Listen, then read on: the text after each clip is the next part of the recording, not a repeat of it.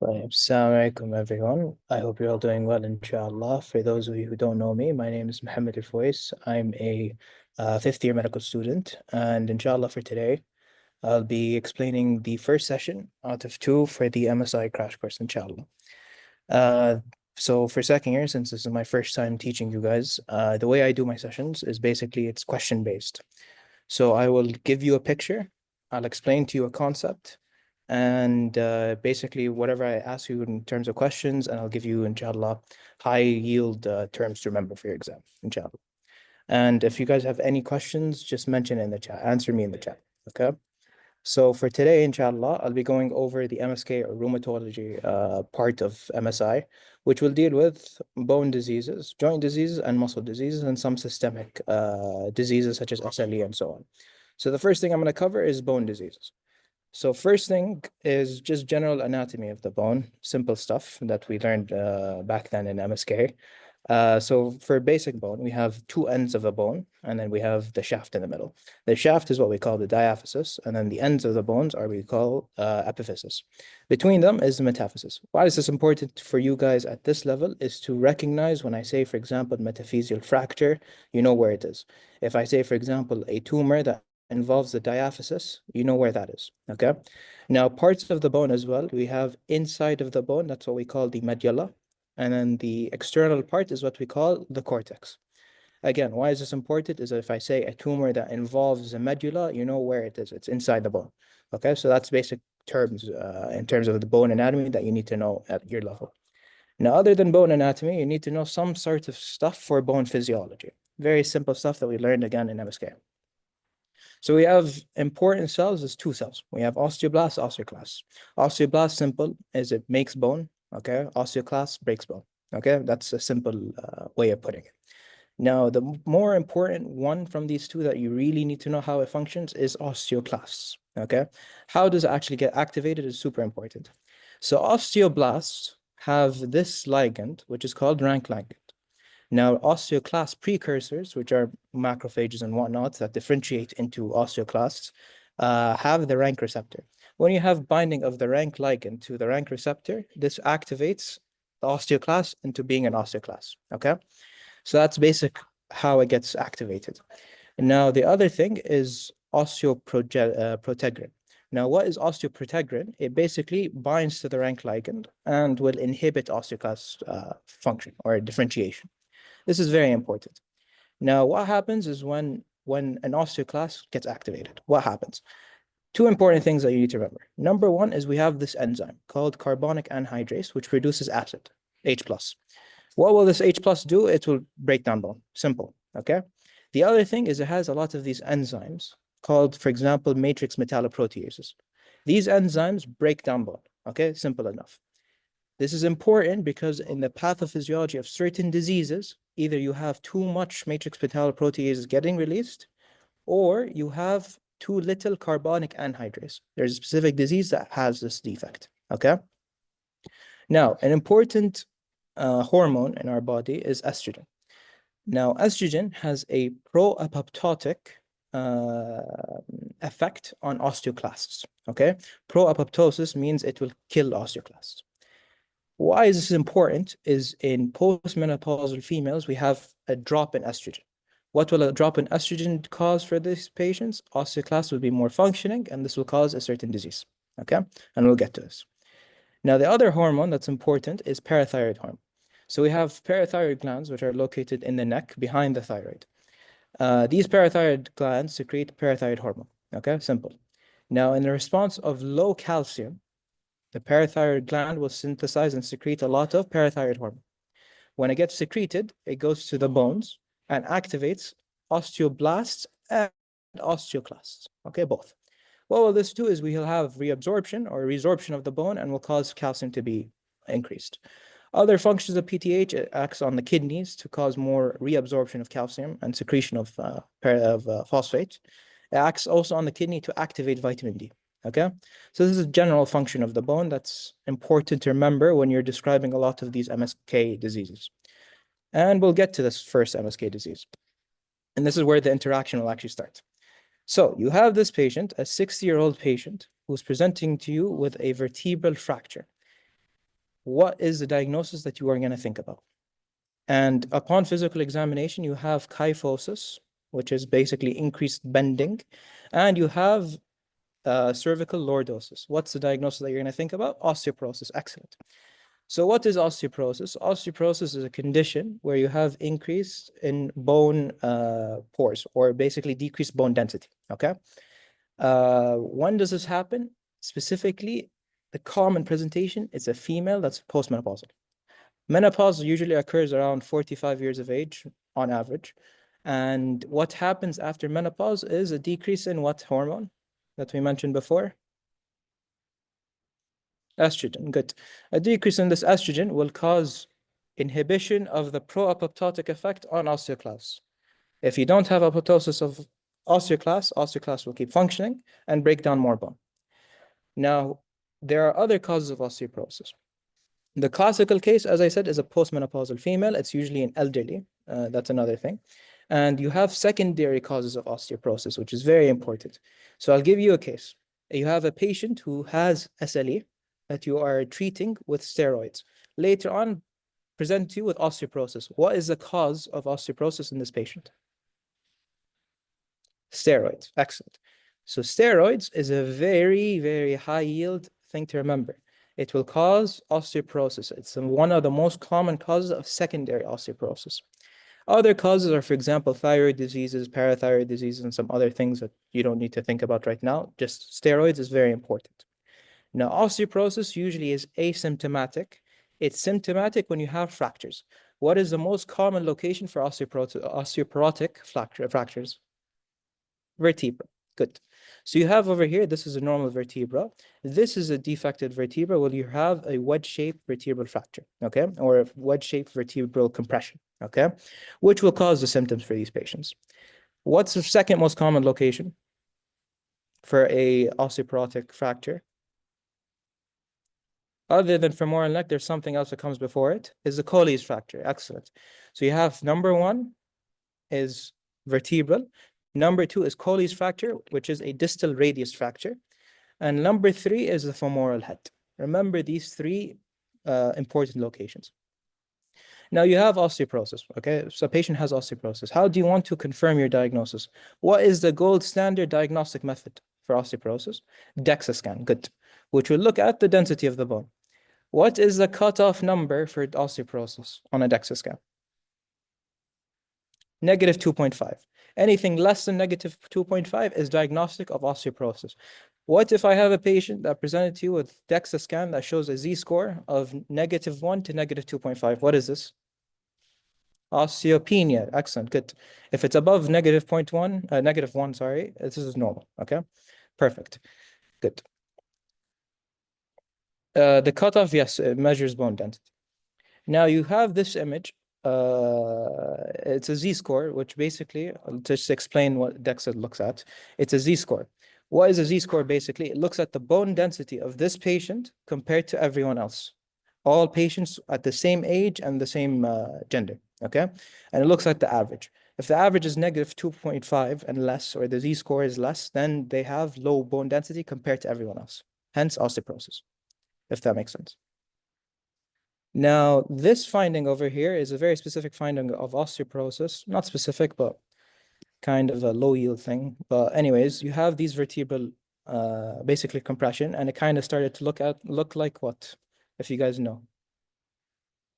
If you look at this, for example, it looks like a fish. Exactly. And specifically, it looks like a codfish. Okay. Because of the compression of the vertebra, which is this thing, okay, this is the space that's between the vertebra, or the intervertebral disc space. It starts to look like a codfish, which if you want to look at codfish, it literally looks like one, okay?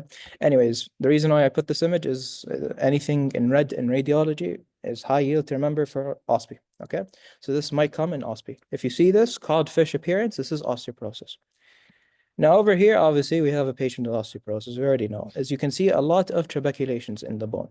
You have low bone density, a lot of trabeculation. You can see this vertebra is compressed, hence osteoporosis. And you can see a lot of space in the lacuna, okay? Osteoporosis. Now, how do you want to manage a patient with osteoporosis? What's the first thing that you tell the patient? What should they take? Other than medications, Calcium and uh, vitamin D. calcium and vitamin D, excellent. And you can tell them to exercise, okay? Lifestyle modifications plus supplements. Calcium plus vitamin D. Now, what is the first line medication that you use for osteoporosis? First line medication. Bisphosphonate. Bisphosphonates, excellent, good. And by the way, please answer in the chat because to give everyone opportunity. But yes, bisphosphonates, good. So what do bisphosphonates do? In a nutshell, it will cause osteoclasts to die. Okay, it will cause osteoclast killing. That's it.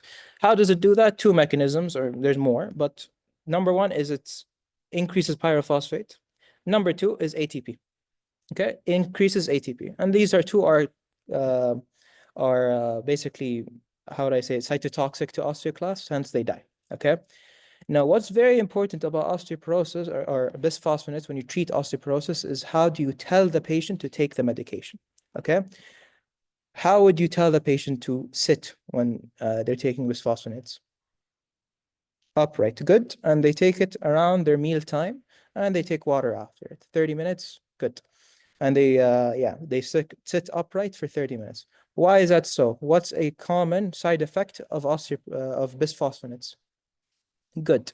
To prevent esophageal reflux or GERD, or more specifically, is esophagitis, something called pill-induced esophagitis, which one of the drugs that can cause it is bisphosphonates. Where, for example, if you imagine a patient who didn't listen to your advice and just lays down when they're taking bisphosphonates, the pill itself will sit in the esophagus.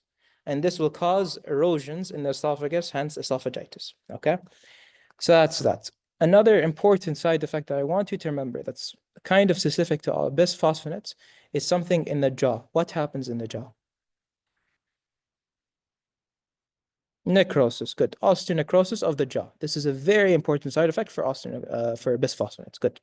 Other than that, it may have other side effects as well, such as diarrhea and abdominal pain. But the two important ones you have to remember is esophageal ulcers or esophagitis, and number two is osteonecrosis of the jaw. Okay, very important. Now, contraindications is based on the side effects. If someone has, let's just say, an esophageal motility problem, where basically the esophagus is not contracting properly, hence the drug will stay there more, then you can't give them this. You give them something else. Now that's basically bisphosphonates in a nutshell. You have multiple different types of it, and most of them have a different pharmacokinetic into when you can give the drug. But the most important thing is just remember how they should take the drug, okay, and why they should take it in this way, which is to prevent esophagitis. This is very important. Okay, so that's this. Now, estrogen is another medication we can give to patients with osteoporosis, and this is more specific to postmenopausal women. Now, the thing with estrogen is we don't routinely want to give patients with postmenopausal osteoporosis estrogen is because of its side effects. Now, estrogen has an increase or increases the proliferation of the endometrium, okay, in the uterus. This predisposes patients to endometrial cancer. Okay, that's a very big important side effect of estrogen therapy. Other than that, which is very important, is it has a prothrombotic effect, which means that the patient can develop DVTs, can develop pulmonary embolisms, can develop thrombo, okay, can develop venous thromboembolisms. Other than that, is it increases their chances of other cardiovascular diseases such as coronary artery disease, strokes, and so on. Okay. Now, how does estrogen actually help us in osteoporosis? As I said in the physiology, is that estrogen has a pro-apoptotic effect on osteoclast. You give estrogen, the osteoclast will die, hence decrease bone resorption. Done. Now, something that's better than estrogen is something called selective estrogen receptor modulators, which from its name, it is estrogen, but it binds to specific estrogen receptors, hence decreasing a lot of its side effect. The most important side effect profile that we'll look at when we're giving SERMs, which is the selective estrogen receptor modulator, is the pro-cancer effects on the endometrium. Why so? So we have this one drug, which is called raloxifene, which is one of the SERMs. We have another one called tamoxifen, okay? Now, what does raloxifene do? Raloxifene is an agonist on the bone, okay? Means it binds to the estrogen receptor in the bone, hence killing osteoclasts.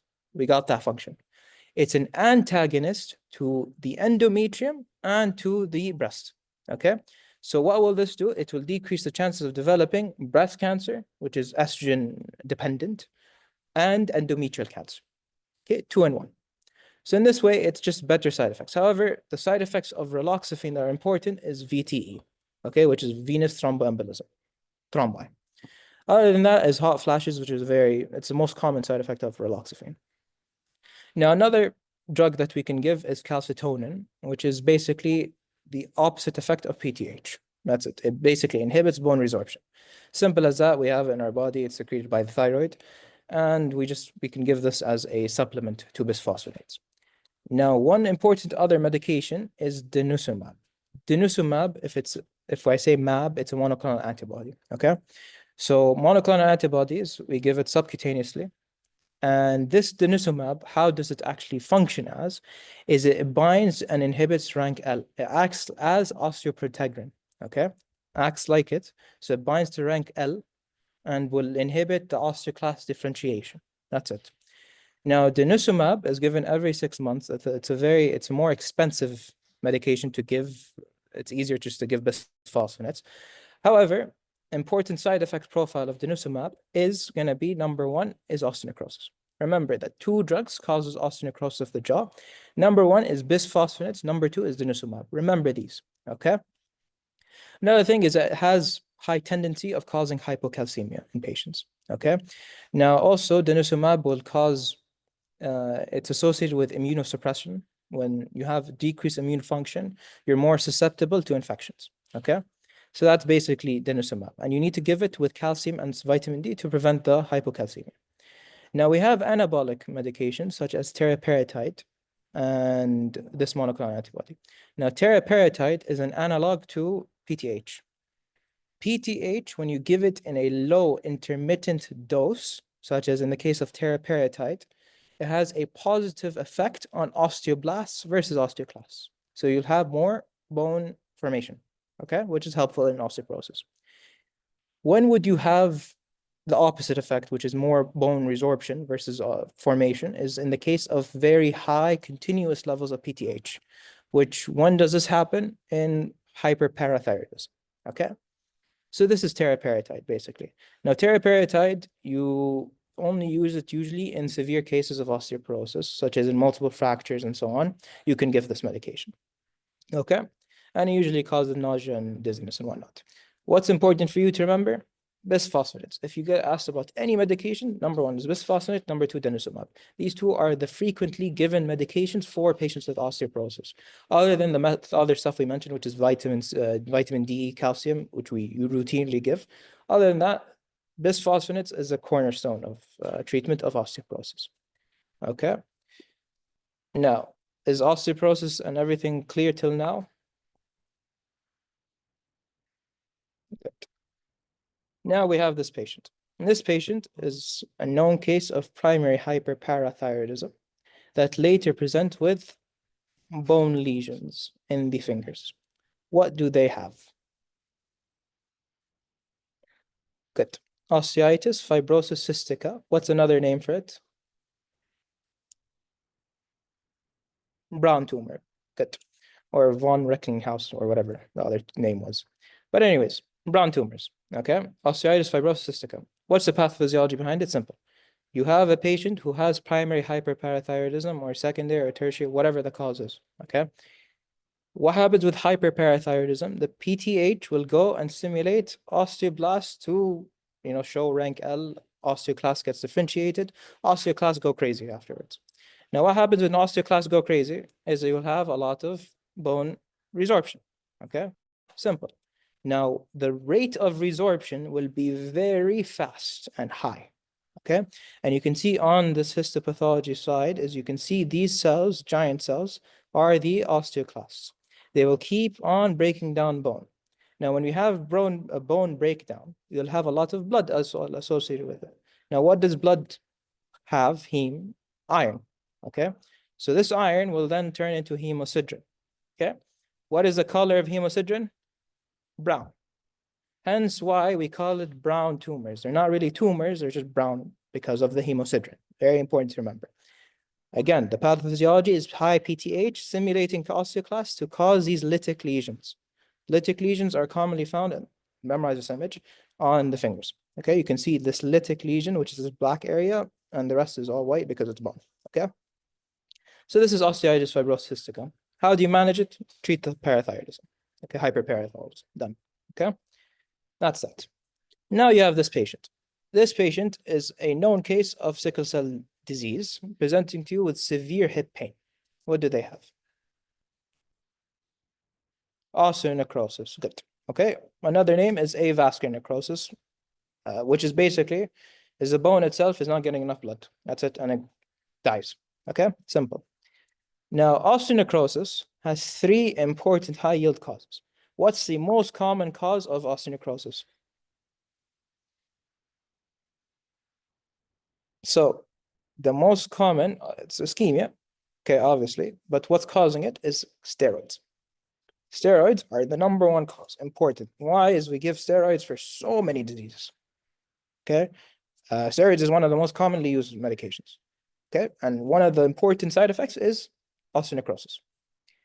The other one is number two, we have sickle cell, which is in the case that I mentioned. And number three is vascular interruption, which is in trauma, for example. And when would this happen in trauma? We have two important sites for traumatic cases, which is common. Number one is someone who fell on an outstretched arm and they fell on their scaphoid. That's number one. Because of the blood supply of the scaphoid, it's retrograde. So if you cut off one of the blood vessels, the area that's retrograde won't get its blood supply anymore. Okay, so it dies. And number two is a femoral head, which is usually commonly seen in elderly. Okay, so that's basically the causes. Which area are commonly affected? The two that I mentioned, which is usually the femoral head and the scaphoid bone. Okay. Now, what do you see on this image? Easy, which is this wedge shape infarction that happens in the bone. Okay. So that is osteonecrosis. Now, you also have other causes of osteonecrosis that are not very common. But for example, if you have this child, they are a 5-year-old child, thin, that present to you with severe onset of hip pain. And when you do imaging, you can see this left femoral head is completely gone, destroyed. What disease do they have? Excellent. Legg-Calvé-Perthes disease. Perfect. What is Legg-Calvé-Perthes disease? Legg-Calvé-Perthes disease, don't go into detail of it, but basically, you have a male child, age 3 to 7, usually, or 3 to 8, thin built, presenting to you with osteonecrosis of the hip. Done. Okay? That's literally all you need to memorize, these key terms. Do you need to go into detail of what this disease is? No, but it usually causes osteonecrosis of the femoral head. Okay? And usually, how does a child actually present? Severe onset of pain, leg-leg discrepancy, which is basically one leg is shorter than the other. And it's usually an abducted external rotated leg. Okay, you don't need to know that. Just remember, Legg-Calvé-Perthes is associated with osteonecrosis of the femoral head in children. There's another counterpart, which is called SCFE, which is slip capital femoral head or epiphysis. Another one, I don't need to worry about. Just know this disease and this image. Okay. Now, you have this patient who has a whole family of people with short stature, and they are normal neurologically. What is this diagnosis? Achondroplasia. Good. Now, achondroplasia, what is the mode of inheritance of achondroplasia? Autosomal dominant. Good. Now, what is the defect? What is the gene that is defected in achondroplasia? FGFR3, which is fibroblast growth factor receptor 3. Good. That's the high yield things I need to remember. How would this present as? How would they describe it in a case? Is someone presenting to you to a clinic, multiple people in the family of that patient are short. How would they ask you about the achondroplasia? Either they give you FGFR3 and you diagnose it as a achondroplasia as a choice, or they ask you about FGFR3 autosomal dominant. That's it. Usually they won't go further than that. Other clues that tell you that this is all the achondroplasia is that what's it called? They're normal neurologically and have nothing else. Okay, so this is achondroplasia. Now, very quick glance at collagen synthesis because I will tell you some collagen synthesis diseases. So for collagen synthesis itself, we learned this back then in mole, and you won't get questioned about this, but just to remember some steps. Is number 2 here, you have hydroxylation. Hydroxylation of the proline and lysine residues of the procollagen itself requires a vitamin. The important vitamin is vitamin C. If you have a deficiency of vitamin C, you have scurvy. Okay, and I'll show you a picture. Now, other than that is glycosylation here. If you have a defect in the glycosylation or anything that forms a triple helix or any defects in collagen 1, you have osteogenesis imperfecta, and I'll explain how that shows up. Now, lastly is cross-linking. In cross-linking, you need copper, okay? Now, any problems or defects in the cross-linking of the collagen, which happens at the end, you have Menkes disease. How would Menkes disease present as? Just remember one sign. That's all I want you to remember, is the brittle hair, okay? The hair. That's it. Other than that, it's not important to remember. The other thing is just the gene defect with Menkes, which is ATP7A. Okay, this is Menkes disease. It's a defect in copper and the cross-linking of the collagen. Okay. Now, what do you need to remember from all of this is the specific disease. Number 1 is this patient. This patient is presenting to you, or the family is bringing this patient. They're saying that this boy has multiple repeated unexplained fractures. And when you do physical examination, you can see blue sclera. What is this disease? Perfect. Osteogenesis imperfecta. What type of collagen is defected in osteogenesis imperfecta? Type 1 collagen. Do you know the gene? COL1A1 or COL1A2. Okay, again, defects in collagen 1. Okay, that's all you need to know. It's an autosomal dominant disease, and it's usually presents as these 2 important features. Number 1 is going to be the blue sclera. Number 2 is the repeated unexplained fractures. Okay, these 2 are the most important. However, it can present as other stuff such as dental imperfections and whatnot. Now, osteogenesis imperfecta has 2 types. Type 1, which is this. Type 2 is lethal in utero. So the patient will die in utero. Okay, so that's osteogenesis imperfecta, basically. Now, how about this? Commonly described as a sailor who's been gone for months, later presents with this and this scurvy. Okay, what's deficient in scurvy? Vitamin C. Good.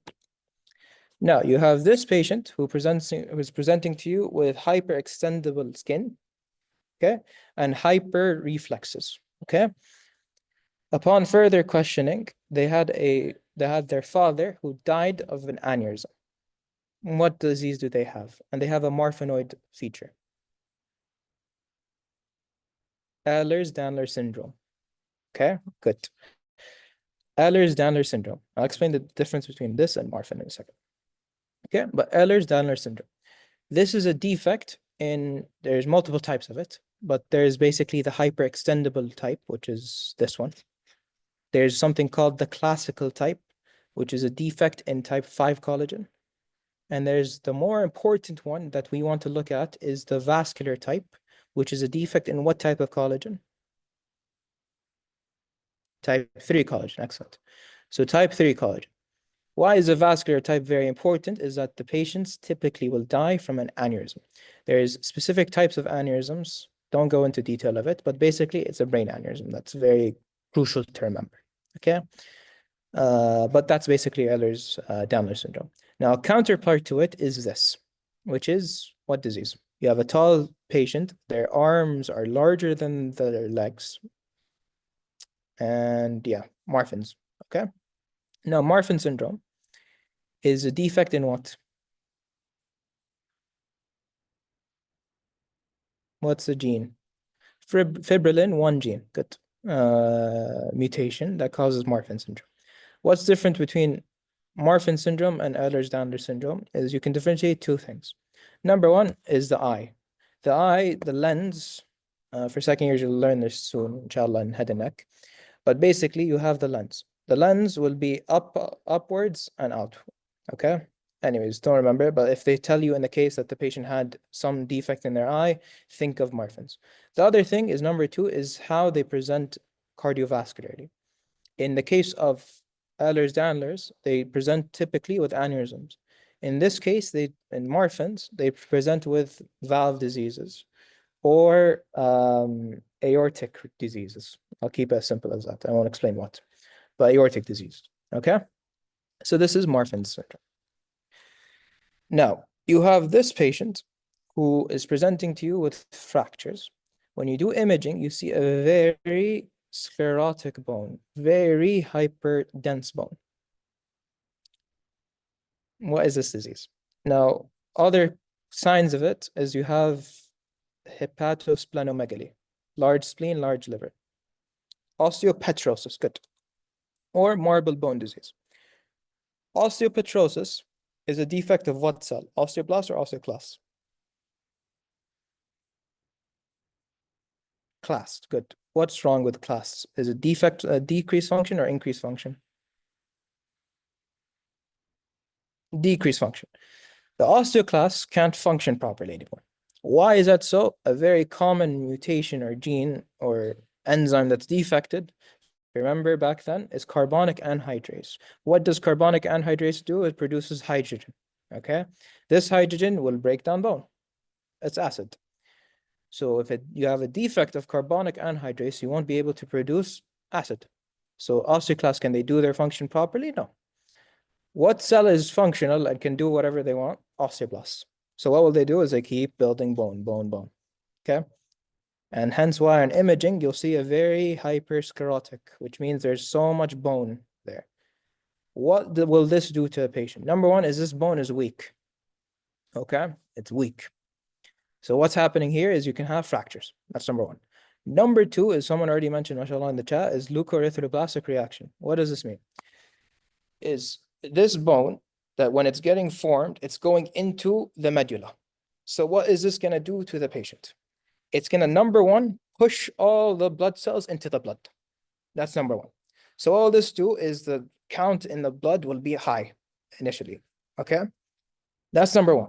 Number 2 is over time. If you think about it, such as in this picture, the bone will start to overtake the medulla, okay? What's in the medulla is you have all the hematopoietic stem cells and whatnot synthesizing blood cells.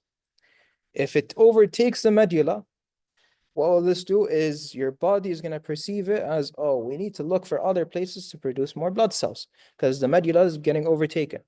So what you have is something called extramedullary hematopoiesis. Excellent. Extramedullary hematopoiesis basically means is you'll have hematopoiesis in other places other than the medulla. What are these places? 2 organs, liver, spleen. Done. So that's why patients with osteoporosis have hepatosplenomegaly alongside fractures. Okay? This is very important to remember why they have extramedullary hematopoiesis. We described extramedullary hematopoiesis, if you remember, from hem-onc in the case of thalassemia. Okay? In this case, this is another one, a different pathophysiology. Okay?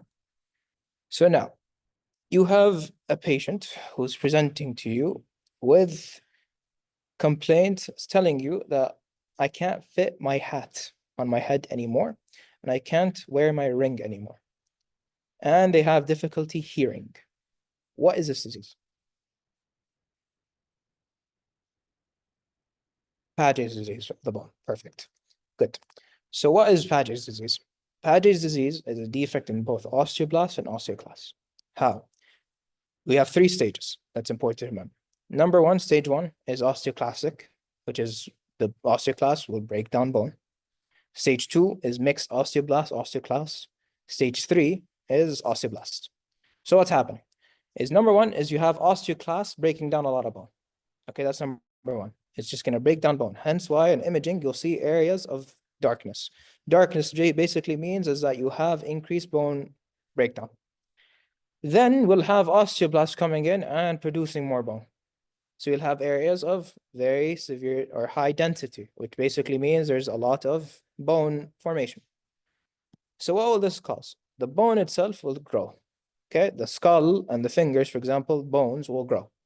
So hence why patients typically present as difficulty wearing things, which is typically a hat or a ring. That's a very crucial clinical sign that will be given in clinical scenarios. So that's one thing to remember, very important. That's number one. Number two is they will have dysmorphic features, which is basically they're going to change their facial structure because of the bone itself. And number three, which is very important, is in the skull itself, because the bone is increasing, it's going to start to impinge, which basically compress certain nerves. Very common nerve to get impinged is the eighth cranial nerve, which is responsible for hearing. Okay, so they'll usually present as hearing loss. Okay, progressive hearing loss. And lastly, is these bones are weak, so fractures. So this is Paget's disease. Okay. Now, very important is if you do a blood test, there is one specific marker of Paget's that's going to be elevated. Calcium will be normal, phosphate will be normal. What will be elevated in Paget's disease? A specific blood test. Alkaline phosphatase, good. Alkaline phosphatase is a very important lab feature or lab sign of Paget's disease. In the context of normal calcium and normal phosphate, calcium and phosphate will be normal, okay? Just remember that. Alkaline phosphatase will be elevated, okay? This is very important clue of Paget's. Now, how do you treat it? Simple, is just with the same medications that we described in osteoporosis, which is bisphosphonates or calcitonin, okay? So these are the two medications. Now, what you see on pathology is you can see this mosaic pattern, okay? This is crucial or important sign of Paget's disease, okay? This mosaic pattern. This is Paget's. Now, in Paget's disease, you might see this sign of a vertebra. What is this sign called? Again, low yield, but remember the image. Picture frame appearance, good. It looks like a picture frame, okay? This is seen in Paget's disease. Why does it look like a picture frame? I have no clue, but just remember this image because it might come in your OSPE, okay? Now, this patient. In the previous diseases, no. In previous, maybe with the, what's it called? Osteitis fibrosistica, but you'll have calcium elevated. Okay, so calcium in osteitis fibrosistica, which is parathyroidism, hyperparathyroidism, the calcium will be elevated. If it's primary hyperpara, phosphate will be low. In Paget's disease, calcium will be normal, phosphate will be normal, alkaline phosphatase will be elevated. Okay. In osteoporosis, everything's normal. And yes, deafness is only in Paget's. So now we'll go to this patient. Okay. This patient is presenting to you with fever and with severe bone pain.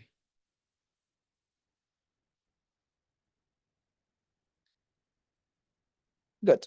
Osteomyelitis, which is simply infection of the bone. Okay, done. What is the most common associated organism associated with osteoporosis? Osteomyelitis, sorry. Staph aureus, good. In sickle cell disease, what is an organism? Salmonella, good. In cat scratch,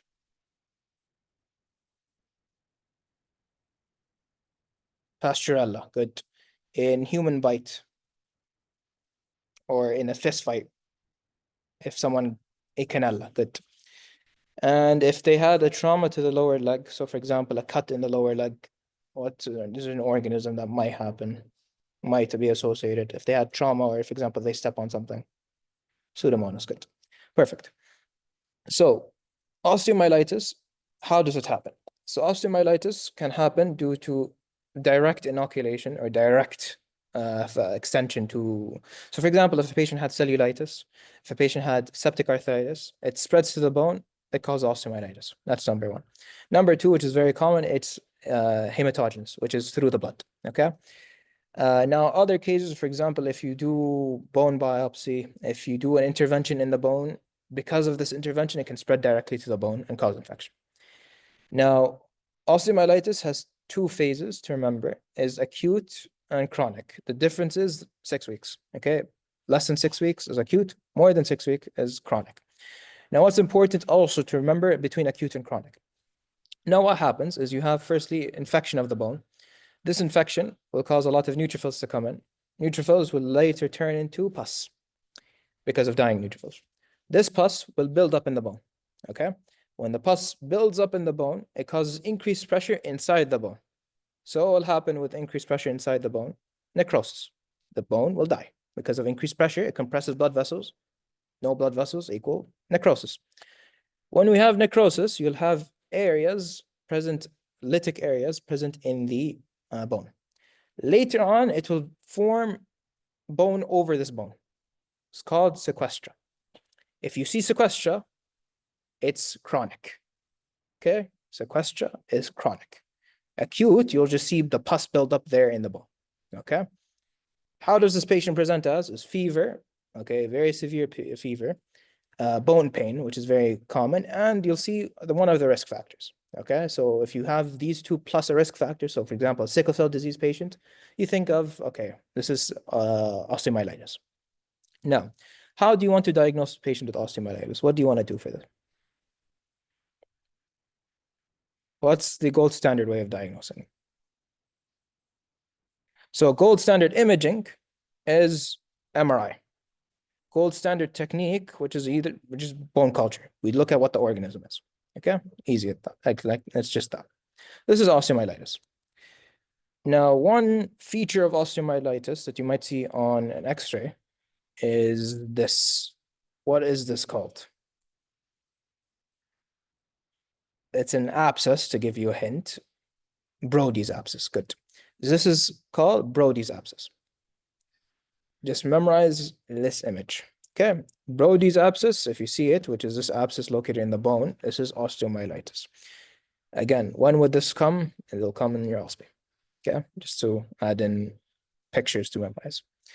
Anyways, in this patient had osteoarthritis, and later you replace the hip with a prosthesis. Okay, what is the organism causing his osteomyelitis or septic arthritis? Staph epidermidis. Excellent. Good. Okay. Good. So, osteomyelitis, as I said already, these two, but the organisms, we already actually covered most of them. Just remember, for example, Legionella is in, for example, fist fight. Very important to remember. Salmonella, sickle cell disease patients. You have Pseudomonas. If you have if you have a patient, for example, in the hospital, later developed, what's it called? Osteomyelitis, think of these gram negatives, such as Pseudomonas. If it's prosthesis, Staph epidermidis, Staph aureus is the most common organism, okay? As you guys mentioned already, the gold standard imaging technique to diagnose osteomyelitis is MRI. MRI is the most sensitive to locate basically any soft tissue changes, okay? Just to keep it as simple as that. So you can see here, these are the areas that are inflamed in a patient with osteomyelitis. This is a T1 weighted image. This is T2 weighted image. You don't need to know what's the difference between them. Something for second years you'll learn in radiology. Now, how do you want to manage a patient with osteomyelitis? Is you give them empirical antibiotics. You need to give them, what's the empirical antibiotics that I want to give to a patient with osteomyelitis? What's number one? Again, the most common organism is Staph aureus. So what's the antibiotic that I want to give for Staph aureus? Usually give Vanco, okay? Why? Is because you treat the patient as if they have MRSA, okay? So you give them Vanco. That's number one. And any other antibiotic that gives gram-negative coverage. Good. Okay. These are the two main, say, empirical antibiotics that you give to a patient with osteomyelitis. Afterwards, you just give them based on what organism is causing the osteomyelitis. Okay. And you have a whole list and a whole lecture given to you guys. Obviously, second years, you just covered a lot of these antibiotics. So what the antibiotic is should be easy. Okay. So that's basically all of this. Just remember, empirically, we give vancomycin. This is very important, and any drug that will cover gram-negative coverage, okay? So for example, you can give vanco and let's just say a cephalosporin or an ammonium glycoside, okay? That's basically that.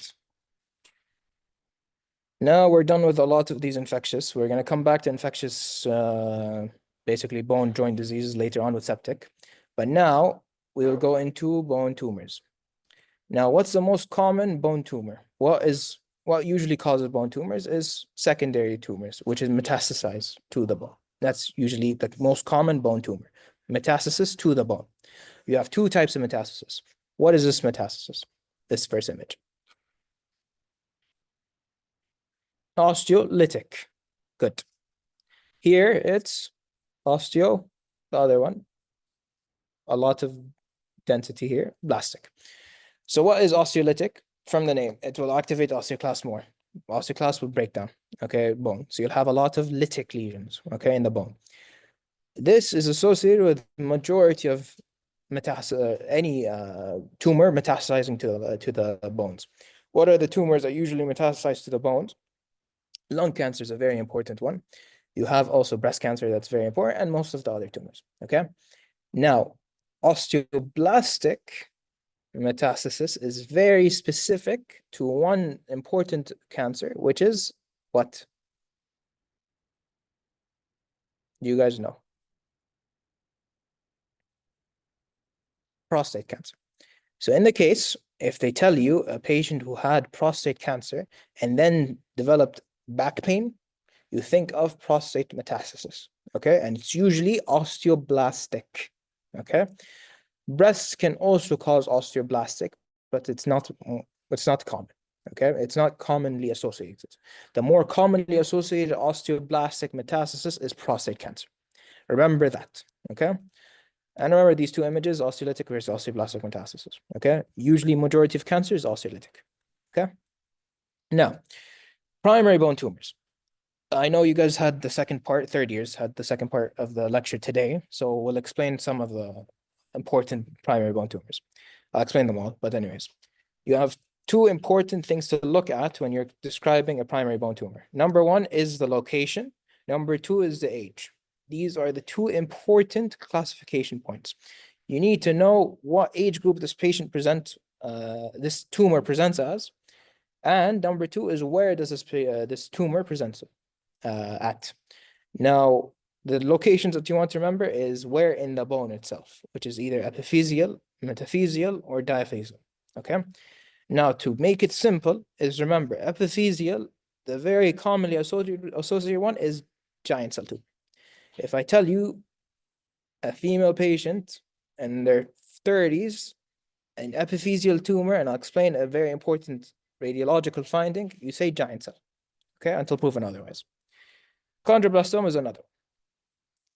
Now, metaphyseal, you have a lot of other ones, such as osteochondroma, osteoid osteoma, osteoblastoma, osteosarcoma, a lot of these other ones. Now, an important one that I don't actually have a slide on is osteoid osteoma, which presents in a young patient. Now, they present as bone pain, that is very important, relieved by NSAIDs. Memorize the statement. If in the question stem, they tell you a young patient presents with a metaphyseal tumor with pain at night that is relieved with NSAIDs, it's osteoid osteoma, okay? The other one that is confused with osteoid osteoma is osteoblastoma. Similar presentation, however, it's usually in patients above the age of 20. And the common thing that they'll say in the question is not relieved of NSAIDs, okay? Will you get asked about osteoblastoma? I don't think so. Osteoid maybe. The other ones we'll explain in a separate slide. Then diaphyseal tumors, which happens mostly in the shaft. The ones that I really want you to remember are these two, chondrosarcoma and Ewing sarcoma. Ewing sarcoma usually presents in what age group? Just to throw a question out there. Children, okay? Teenagers, good. So now we'll talk about each tumor on its own. So number one is this. What is this tumor that presents in the face? Osteoma, good. So osteoma presents usually in the skull and the face, good. What's the age group typically?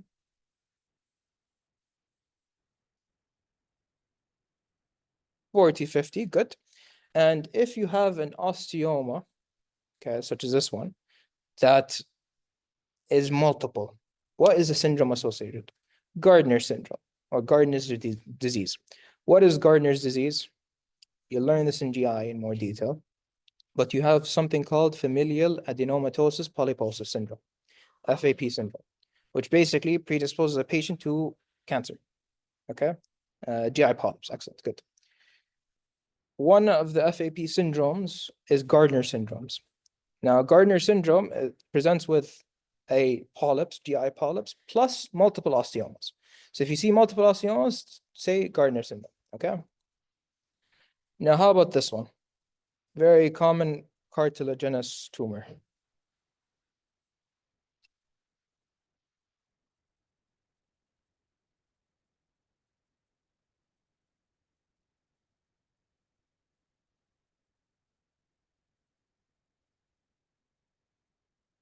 It's in the metaphysis, and you can see this blue cartilage.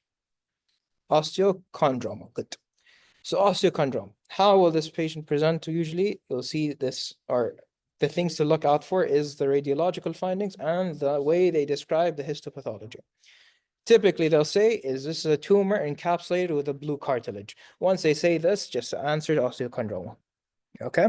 And it's usually like a punched out lesion in the metaphysis, okay? So this is osteochondrome, okay? Again, this is the cartilage. It's enclosing this osteoid, okay? This is the blue cartilage. Remember this. Now, how about this? Patient presenting to you with multiple tumors in the phalanx, in the fingers. What is this bone tumor?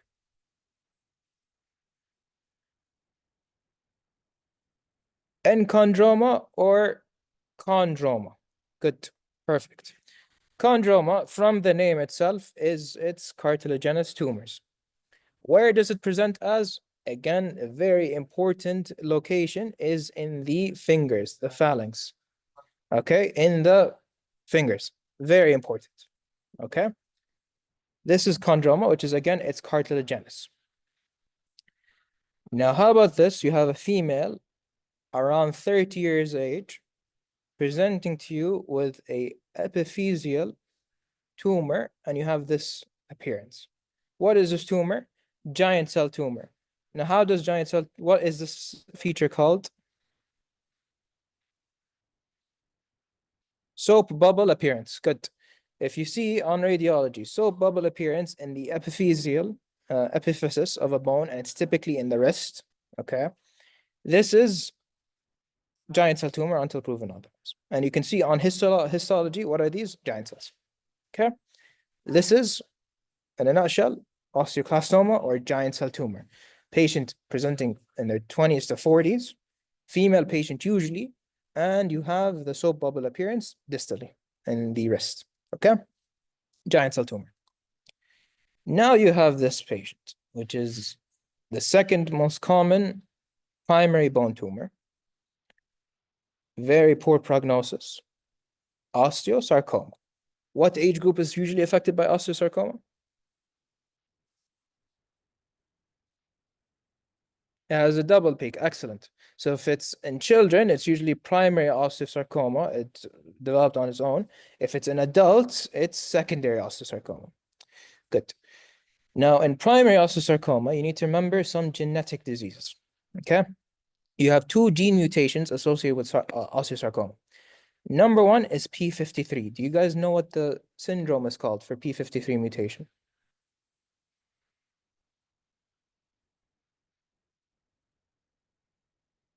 Li-Fraumeni, good. So what is Li-Fraumeni? It's a genetic syndrome of tumors. It's associated with the P53 mutation. What tumors are associated with osteosarcoma in Li-Fraumeni is you have, number one, osteosarcoma. Number two, leukemias.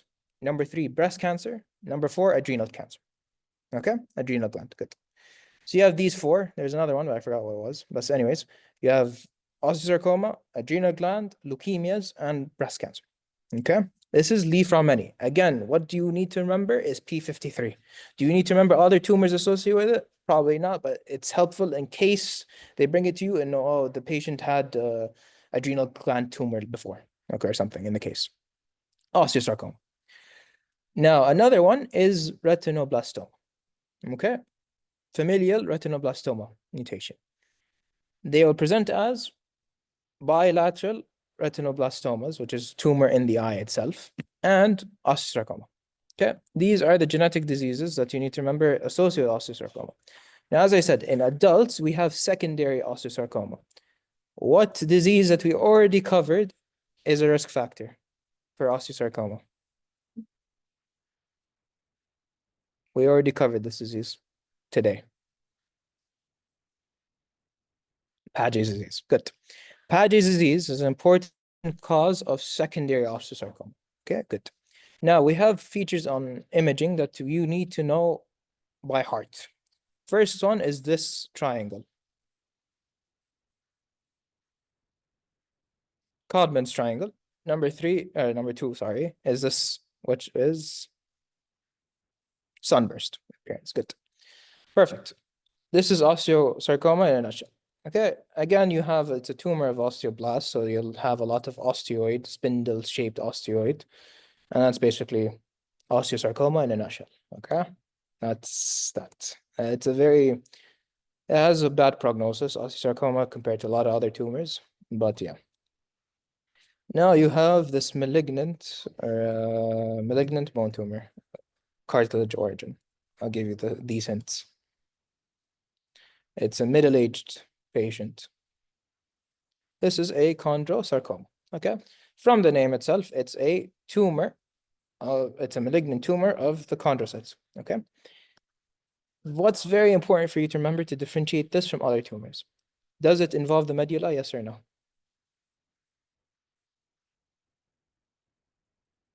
It does. Okay, it involves the medulla. There's another one also, which is a bone, like a bone tumor itself, not a cartilaginous tumor. If it's a cartilaginous involving the medulla, think of chondrosarcoma. Okay, but there's another one. We'll talk about it. Another one is in histopathology. It's blue. Blue means, again, cartilage. And you can see here, you have blue in the gross pathology because, again, it's cartilage. And has many nuclei, which are all dysplastic changes. Low NC ratio, or sorry, high NC ratio, and all these things, okay? This is basically that in a chondrosarcoma in a nutshell. Now, a very important childhood tumor, which is this. Ewing sarcoma, good. So Ewing sarcoma, what cell line produces Ewing sarcoma? It's from what origin? Cell origin. Neuroectodermal tumors. So neuroectodermal tumors commonly present in children in multiple forms. You don't need to know this for now, but you learn this progressively as you go through third year mostly, and some in second year. But basically, neuroectoderms produce these blue cell tumors, okay? Or small cell tumors. Okay, one of them that presents in the bone is Ewing sarcoma. Now, where does it usually affect? It usually affects the diaphysis. What finding do you see here on X-ray for Ewing sarcoma?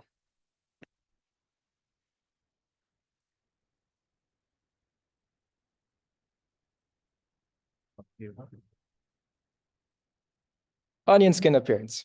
Okay, good. So this is the onion skin appearance. Good. Now, what's very important is what translocation, chromosome translocation, is associated with Ewing sarcoma. 1122. Again, remember this. You have 1122 mutation. Ewing sarcoma affects the diaphysis, affects children, and it's neuroectodermal in origin. On imaging, you see onion skin appearance. These are the key terms that you need to remember for Ewing sarcoma. Okay? That's basically the bone tumors. Any questions for the bone tumors before I move on? Because in the questions, they will give you key terms. And you need to remember these key terms that I mentioned from all the tumors. Yeah, good.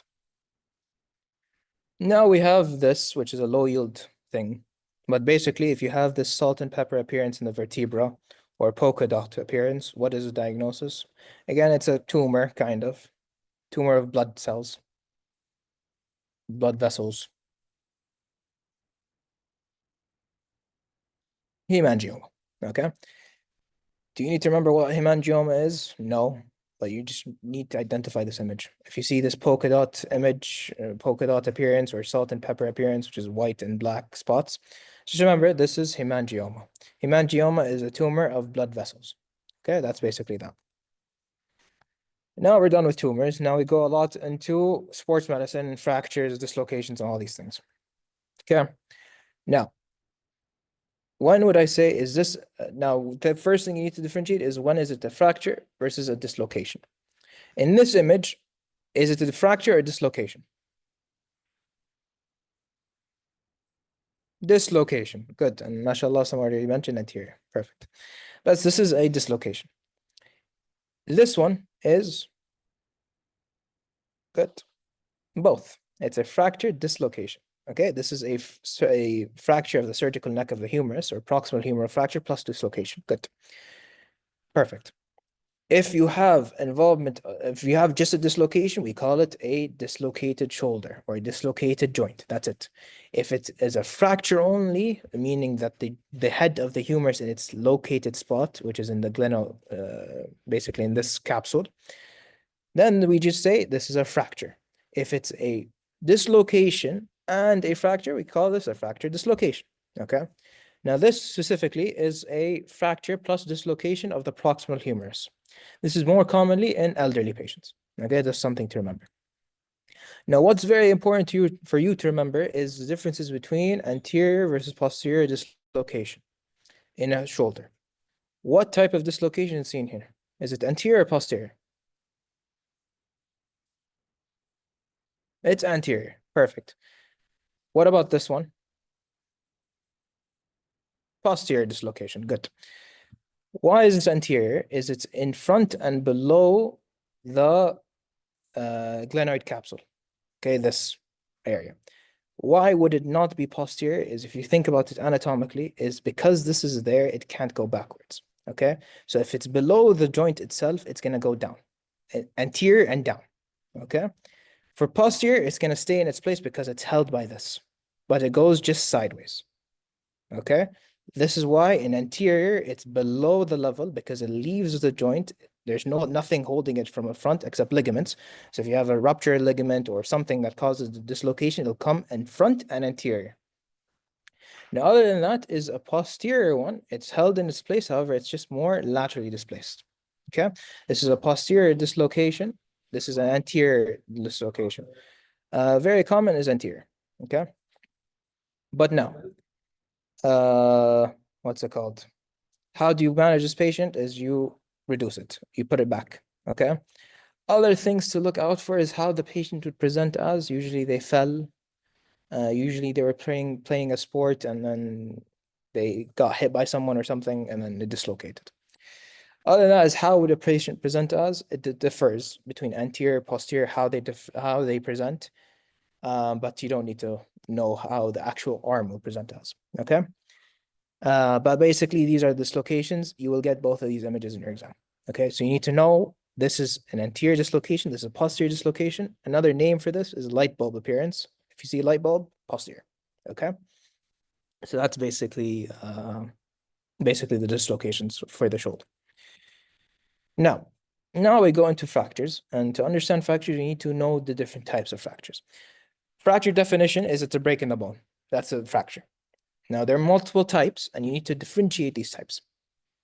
Firstly is we need to classify fractures. We classify them if it's open versus closed or simple versus comminuted fracture. Okay? Now, first thing is what is the difference between open and closed fracture? This one over here. Do you think it's an open or a closed fracture? Open. Why is it open?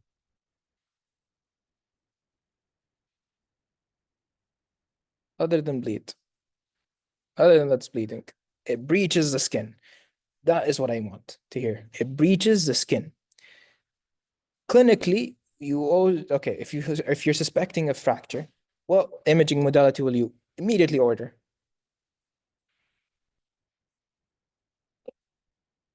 Immediately order. If you're suspecting a fracture, we will order this imaging modality. X-ray, simple. In the X-ray, you need evidence of bone breaching the skin, okay? There's no imaging to them, but you need to see this and you need to see, excellent, air in the skin itself. If you have air in the skin itself in the X-ray, then this is a sign that it's an open fracture. The point that I'm telling you is you need radiological evidence as well, okay? This fracture is what? Is it open or closed? It's closed. Okay, there's no skin breach, or no breach of the skin in this fracture. Why is this important? Which one is more severe, open or closed? Open. What's the risk that the patient might develop for an open fracture? What made infection? Good. So how would you want to treat it? You have to give them antibiotics, and you need to surgically treat them ASAP. Okay. For closed fracture, the risk of infection is not that high because it doesn't reach the skin, so organisms can't go in. Okay, it's that simple. But you do need to manage them according to the type of fracture. But yes, the closed one will usually have tissue injury inside, hence you have this bruise over here. Now, do we need culture here? It depends. If you're suspecting an injury, yes. Okay, you need a culture. Now, other than that, is as I said, you have other classification, which is simple versus comminuted fracture. Now, what is a simple fracture? It's a break of two bones. This is a simple fracture. This is simple fracture. This is simple fracture. It's basically a break that will cause two parts only, two broken parts. If it breaks into pieces and shatters, this is what we call what type of fracture? Comminuted fracture. Okay, if it breaks into pieces, multiple pieces of the bone, this is what we say is a comminuted fracture. Again, why do we need to know this? What's easier to treat, in your opinion? Simple versus comminuted. Which one is easier? Simple. Okay, because it's just two broken bones. You just put them next to each other and they will heal. Done. Okay. Comminuted fracture will require extensive surgical repair. Okay, because again, it's broken into a lot of pieces. Okay, so that's that. Now you need to differentiate the fracture based on how it looks. Okay, now we know what's an open versus closed. We know what's simple versus comminuted. Now we need to know based on how the actual fracture looks like. Number one, if it's straight through the bone in the horizontal axis, this is what we call transverse. If it's in the vertical axis, linear. If it's sideways like this, oblique. Now, if it's oblique displaced, this means that the two bones are separated from each other. Okay. In this case, this displaced fracture might cause an open fracture because if you think about it, this is a very sharp piece, it might puncture the skin. Okay. This is oblique displaced. Now you have another one, which is spiral. Spiral, it will have a break on one end and spiral across the diaphysis to another end. When would we see this? Is if you grab a limb and you twist. This is when you would see a spiral fracture. And I'll give you a clue into which patient population, if you see this it's a very alarming feature. But it's usually in sports or wrestling or something. Okay, but this is a spiral fracture. Now you have pediatric fractures. So one of them is green stick fracture, which is basically a bend of the bone. Okay, it doesn't actually cause a full-on break of the bone. It's just a bend in the bone. Why? Is because the bone itself, the periosteum, is very dense and the bone itself is very soft. So the periosteum will keep it in place and the bone itself is very soft, so it won't crack and break. Okay, this is a green stick fracture. And I'll explain this in more images and when you would see them and so on in each fracture type images. So now we will go over the actual fractures and you will tell me what type of fracture this is and I'll tell you when this would be seen. Okay, this one, it's in the horizontal axis of the bone. What type of fracture is this? Okay, yeah, actually let's go over like this. Is this a simple or a comminuted fracture? Simple. Okay, good. And now what type of fracture is it? It's transverse. Okay, this is a transverse fracture. When would you see this? Trauma. Okay, trauma would cause this. Okay, that's that. Is this open or closed? Would you suspect? Closed. There's no breach of skin here. Okay, good. Transverse. Here, you have, is it a simple or a comminuted fracture? Simple. It's just 2 points. Good. Here you can't tell really if it's open or closed, so I'll skip this question. Now, what type of fracture is this? Oblique, separated fracture. Good. Displaced fracture. Good. Now, why is this important to mention that this is oblique? Is how would you want to fix this patient? Is you put, it's a procedure called an open reduction internal fixation. It's easy if it's an oblique fracture. basically, all I want to do for this patient, because some of these patients, for example, if you're presenting as this type of transverse fracture, I wouldn't want to operate on this patient. I just give them a cast and that's it. And the bone will heal itself. In this case, because it's displaced and there's two separation of the bone, I want to keep the bone in place, okay? And I don't want the bone to move. So what will I do is I'll do something called an open reduction internal fixation. What does any of that mean? An ORF. Open means I am opening the skin, okay?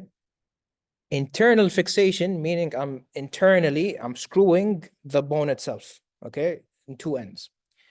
And fixation is I'm fixing the fracture. This is what ORF means. How will I do this? I'll put a screw over here, and a plate, okay? And this will keep the two bones together. And I'll keep it for, right now we have biodegradable basically parts where it will just degrade on its own after a few months, okay? But anyways, that's the concept behind it. Because a very difficult fracture to treat is this one. Now here you have a fracture that's starting at one end and going across like this.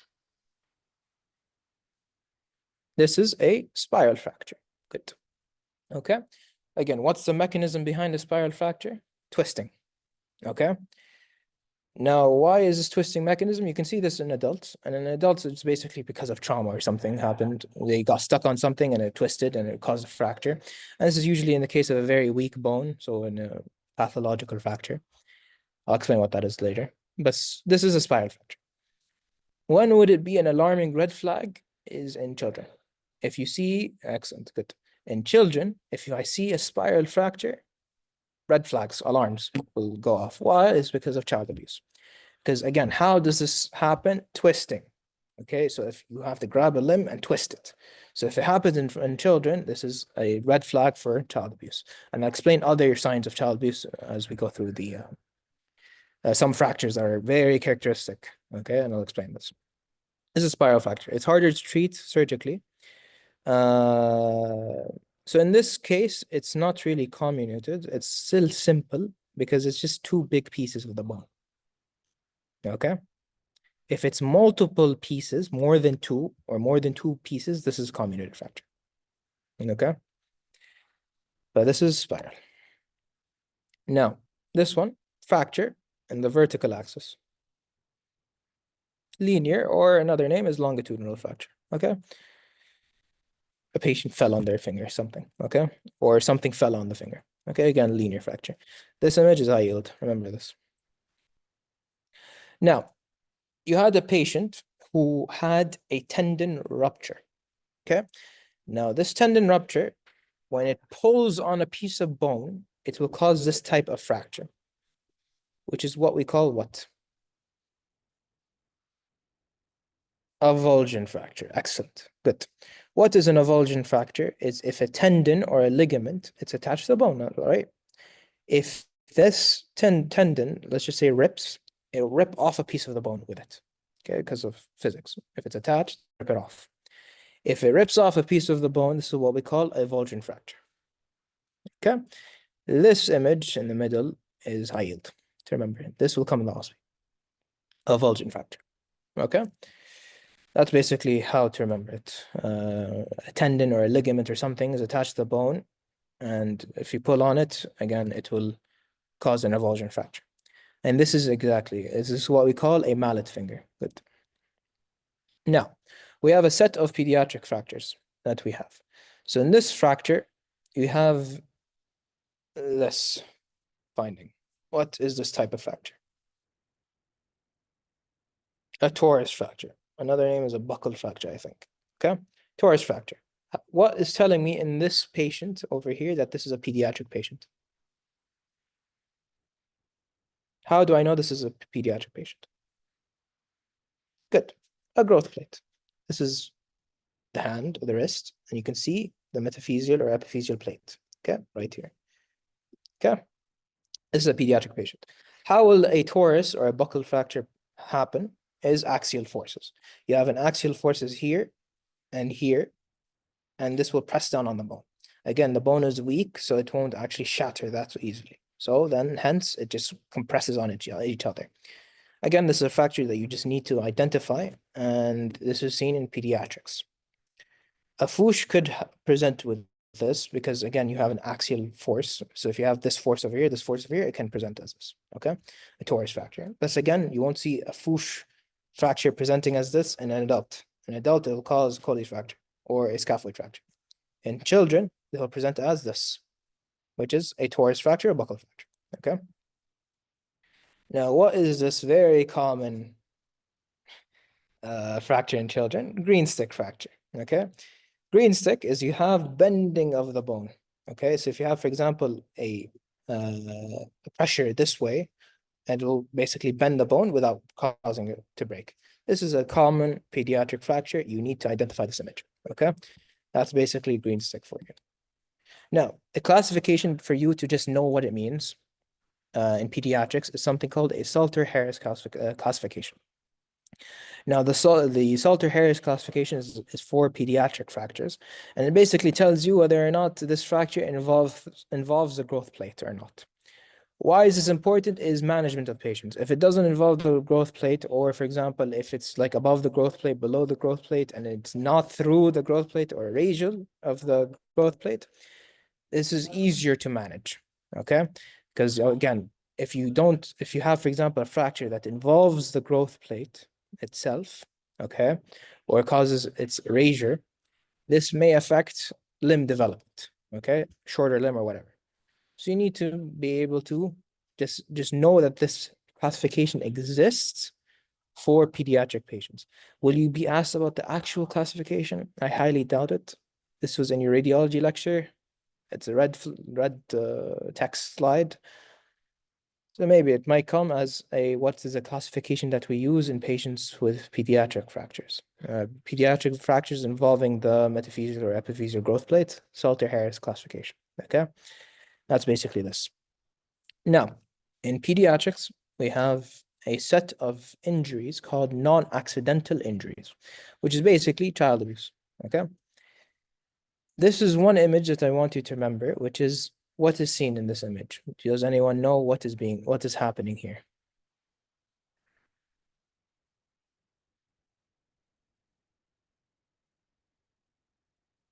So what over here, this is a metaphysis. So you have a avulsion of the metaphysis. This is a very uncommon or metaphyseal tip fracture, which is a better name. Good. So metaphyseal tip fracture, the bones are far away. I'll explain. It's part of the pathophysiology. The metaphyseal tip fracture happens in the tip of the metaphysis. This is the leg. How will this happen? Is if you have a limb, a leg, and you pull the leg. Hence why everything's far apart. Okay? When you pull the leg, what are you pulling with it? Muscles and tendons. The tendons will strip away part of the metaphysis. Hence, metaphyseal tip fracture. It's usually by pulling the bone, okay? Pulling the limb. Again, this is in child abuse. Another fractures or other fractures that you might see in pediatric child abuse or non-accidental injury is spiral fractures, and another important one. You also have rib fractures, and then you have other signs such as, for example, if you know this term, which is shaken baby syndrome, which is you'll have subdural hematoma, and then you'll have retinal hematoma as well. Okay, but these are other features I don't think you'll need to remember. What you do need to remember as an image is this non-accidental injury, which is metaphyseal tip fracture. Okay. Now, this fracture, the purpose of it is I want you to tell me, is it simple or comminuted fracture? Comminuted fracture. Is it open or closed? Open. Why is it open? Air. Where is air? It's getting good. So, firstly, if it's simple versus comminuted, why is it comminuted? Multiple parts. You can clearly tell there's so many parts to the bone. Will this affect management? Is the management harder? Yes. Okay. That's number one. Number two is it open or closed? Here you can see there's a tip of the bone over here, very distal sharp point of the bone. How will I know that this is an open fracture? Is you can see in the skin itself or the subcutaneous tissue, you see these air pockets, air bubbles, such as this one. If you have air in the skin, this means that there is a breach in the skin, hence open fracture. Is this clear?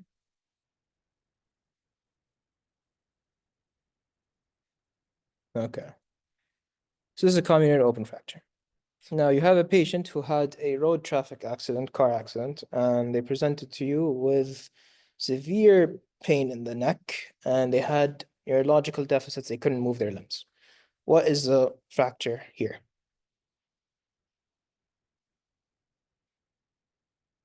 Or what happened to the patient? Okay, this is a cervical spine fracture. Good. Or cervical spine injury. You have displacement. This is the spinal cord.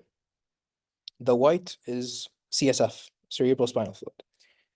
Okay, so this is an MRI, and usually the spinal fluid or the spinal cord should be like this. But here you have bone that is displaced and causing compression of the spinal cord. This is spinal injury. Why is this important? Is you need to stabilize this patient very well and prevent movement of the neck. If you have any movement, this will cause more compression of the spinal cord and paralysis for the patient. You paralyze the patient. Hence, it's very important to stabilize this patient. Okay? Yes, the patient might have, for example, hematoma or whatever behind the spinal cord and causes more compression. Okay? Maybe. Now, yeah, that's basically that for spinal trauma. Now, what is the fracture here? Clavicle fracture. Now, tell me, in this patient over here, what do you see on this clavicle image?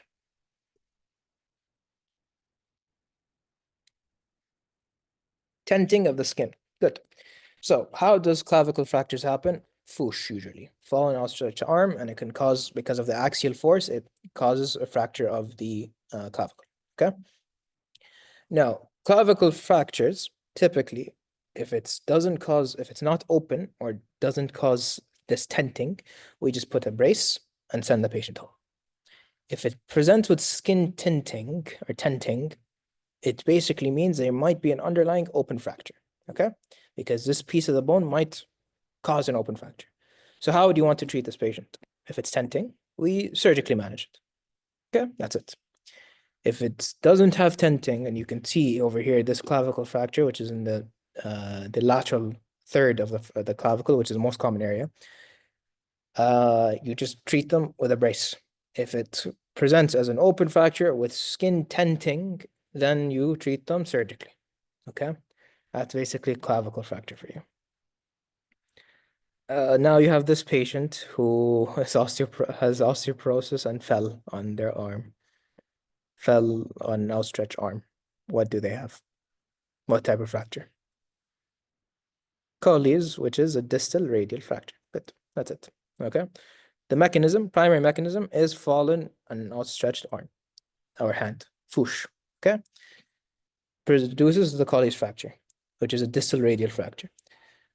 Now, an important cause of it, or important underlying disease, is, as we mentioned before, osteoporosis, the second most common location, is going to be distal radial fracture. Okay, so that's basically this. Now, we already identified this before, but just to mention to you that this is a proximal humeral fracture. Now, this is usually in elderly. It's a very common fracture in elderly. Why? Is because the bone is not much weaker. As you can tell, the density is a lot weaker in this image. Hence, it might fracture. Okay, and it's usually in the surgical neck of the humerus, and it might cause nerve defects. Okay. Now here, again, it's an comminuted fracture. Okay, and it's a fractured dislocation of the elbow joint.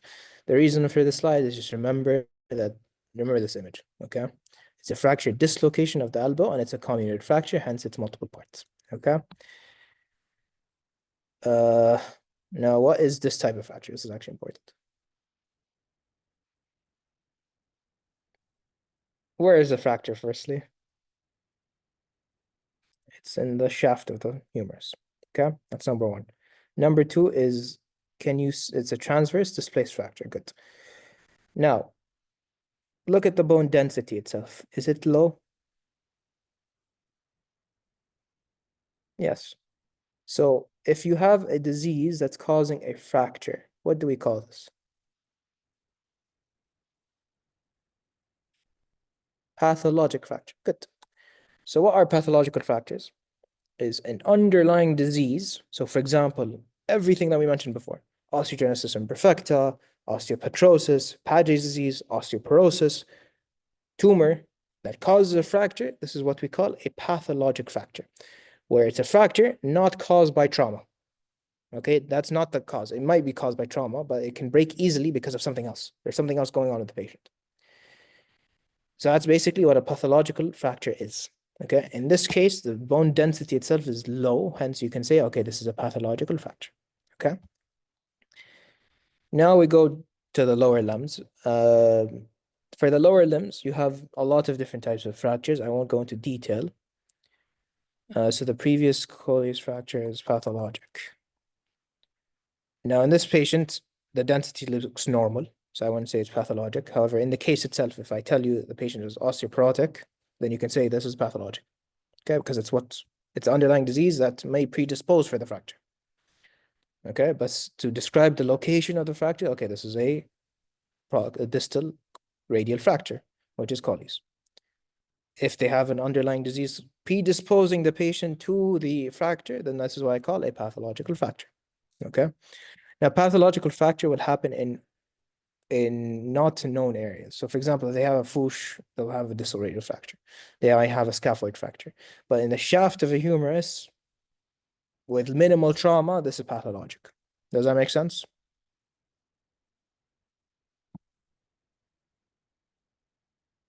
Okay. Now, for lower leg fractures, the most common fracture is, or one of the most common fractures of the femoral head or the hip itself is this, which is what? Intertrochanteric, good, which is seen between the greater trochanteric of the femur and the lesser trochanteric. Okay, this is the femoral neck, femoral head. Okay, this is intertrochanteric fracture, one of the most common ones. Now, what is a dangerous fracture is a femoral neck fracture because it can usually cause a vascular necrosis of the head, okay, of the femur. And in this case, an elderly, and it usually is an elderly or the patient has other diseases. The way we want to manage it is because of the risk of avascular necrosis, we just replace the whole hip, okay, with a prosthesis. Okay, so hip replacement. But for you to remember for your exam, what is the most common hip fracture? Is intertrochanteric fracture. Okay. Now, in this case, is you have this fracture over here, which involves, this is a normal femur. You have the head, neck, and then the greater, lesser trochanteric, and the intertrochanteric line over here. Here, look what's happening with this. You have a normal femoral head, normal greater trochanteric, lesser trochanteric, normal intertrochanteric line, but what's happening to the femoral neck? So where's the femoral neck? It's gone. So what may happen, or what might have happened? Where is the fracture? Femoral neck fracture. Okay. So this is a femoral neck fracture. To think about this is how would the patient present as? Here you have a normal femoral neck, right? So the limb, the length of the limb is normal. Here, what do you think the limb will be? Shorter. So the leg itself will be shorter and the patient will have a limb. When would this happen? This is usually seen in elderly patients, okay? And it could be a dashboard injury, but dashboard injury is posterior hip fracture, usually. Where, for example, because if you think about it, in a dashboard injury is your legs are anterior, looking straight. So if you have a fracture, it's going to posteriorly displace the whole leg. So it's going to go backwards this way. Okay, that's more in dashboard injury. And femoral neck fractures could be in a dashboard, but it's mostly seen in elderly patients. Okay. Now, in this case, we have a fracture in the femoral shaft. Okay. Femur shaft fracture. How do you want to manage this? Same thing as we mentioned before. You just do ORIF. Okay. Open reduction, internal fixation. Here, if it's femoral neck, and especially in an elderly, we just replace the whole hip. Okay. Now, you have a child presenting to you with these findings. On imaging, you can see metaphyseal cupping, and then you can see this deformity because of a low vitamin D. Rickets, good. So this is a patient with rickets. Rickets is when you have a child with low vitamin D. Okay, Low vitamin D, low bone mineralization, hence rickets. How this present as is this characteristic sign, which is, what do we call this? Deformity of the leg. Varus, bowing, deformity. Good. Varus means there's medial force displacing the leg laterally. So it's going outwards. What if it's the opposite? If it's lateral, pushing the legs in, like the legs will look like this. What do I call this? Valgus. Okay, good. This is valgus, this is varus. Good. And this is bowing. And on this image, you can see something called metaphyseal cupping, where it basically starts to form a cup. Okay, this is rickets. Now, some other low yield, but this is basically a dislocation of what bone? Lunate dislocation. It's supposed to be more anteriorly, however, it's more posteriorly displaced now. That's basically a lunate dislocation. What do you need to remember for this? Just remember this image. Okay, nothing else. With that, I am done with the bones part of this crash course. Any questions for any bone diseases? Good. Do you guys want a break? Because it's joints and muscle diseases. I'm going to go speed through all of them. Joints is a lot easier, just differentiating the arthritis stuff. Would you guys like a 5-minute break? Okay. Us will return at 8:40. 8:41.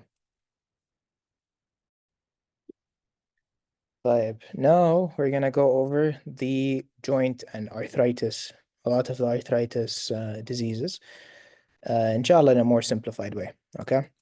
So now, simple joint anatomy that I want you guys to remember. The joint is basically a connection of two bones. Okay.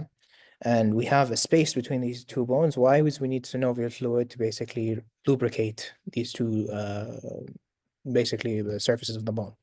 Now, in the joint itself, it's covered by a fibrous capsule, and then we have the articular cartilage, which is between the two bones to prevent any friction between the two bones. Okay. Now, if you have, for example, a patient over time, or as anyone over time, as they progress through life, because of the wear and tear between the two joints, they might cause damage to the cartilage. Okay. And this damage to the cartilage over time will cause some changes to the joints. Okay. This is one disease. Other patients may have certain autoimmune diseases that causes inflammation of the joint itself. It causes damage and inflammation of the joint itself, causing, again, joint changes. And then you have another set of patients who have infection of the joints, which cause rapid destruction of the joint. This is another case of joint disease. What do most of these joint diseases cause? Arthritis. Okay, pain in the joint or inflammation of the joint. Now, for the arthritis itself, you have different classification of arthritis, which is very important for you to remember. If I say monoarthritis, oligoarthritis, or polyarthritis, very important. Monoarthritis, from the name, mono means one, so one joint.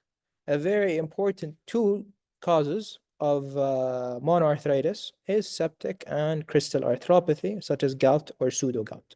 Okay? Can pseudogout and gout cause other joint diseases? Yes. Okay, but anyways, it's usually associated with monoarthritis, one joint that is inflamed. Oligoarthritis, if it affects 2 to 4 joints. Okay, this is oligoarthritis. Very importantly, is you have a subset of diseases called spondyloarthropathies, or another name is seronegative arthritis. These diseases, I'll get to it later, cause oligoarthritis, which is inflammation of 2 to 4 joints. Okay. Then we have polyarthritis, which is more than 4. And what is a disease that causes polyarthritis? Rheumatoid arthritis. Okay. Now, when you're suspecting any patient with a joint disease, what is the first thing you do is you'd firstly take history from the patient. You ask questions and whatnot. And the questions are usually the physical exam and the history findings will be mentioned to you in a case. But then what do you want to do next? For imaging, would an X-ray be helpful most of the time? No. Okay? Unless you're suspecting a fracture. Okay? What will help you in looking at joint disease itself, one of the best modalities, if you have, for example, ligament tear or anything, is MRI. Okay, good. Now, what is the best thing you could do, best diagnostic modality or best diagnostic technique for any joint disease is arthrocentesis. You aspirate the synovial fluid and you analyze. Okay? Why is this so? Is synovial fluid analysis will tell you if there's inflammation or not, if there's bleeding in the joint or not, if there's an infection of the joint or not, and very importantly, is if there are any crystals in the joint or not. This will diagnose a lot of diseases. Other than that, you want to do some lab investigations depending, and yeah, you do culture of the joint, which will tell you if there's either culture of the joint or blood. I'll tell you when you want to use blood. Okay, but anyways, what was I saying? Is other than arthrocentesis or the synovial fluid analysis, you can do other lab tests. So, for example, with a lot of these autoimmune arthritis, you ask for antibodies. Okay, antibodies which will be either sensitive to the disease or specific to the disease, and we'll go through all of them one by one. Okay, so the first thing is, as I said, synovial fluid analysis. What are you looking at in a synovial fluid analysis? Number one is the clarity. Is this really clinically important? Is sometimes they'll tell you it's a very opaque, very opaque fluid. If you see very opaque and a patient with fever, severe joint pain, redness of the joint, you think of septic, okay? But the other ones, it doesn't really differentiate other types of arthritis. Then we look at the color. Again, color is a bit hard to look at as well.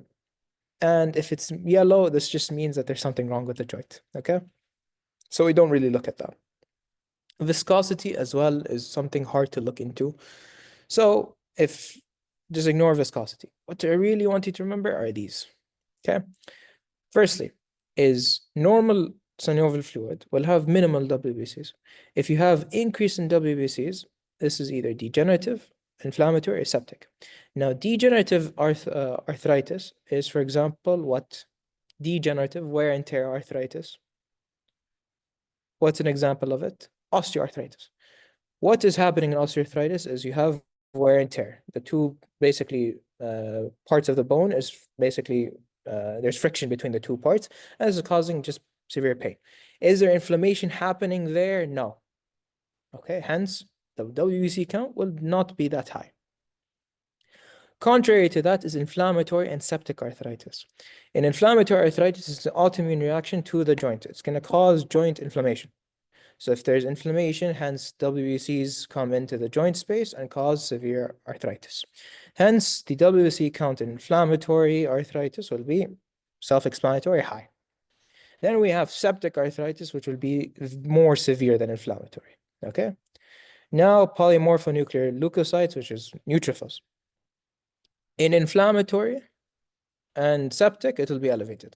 What will be more elevated in septic?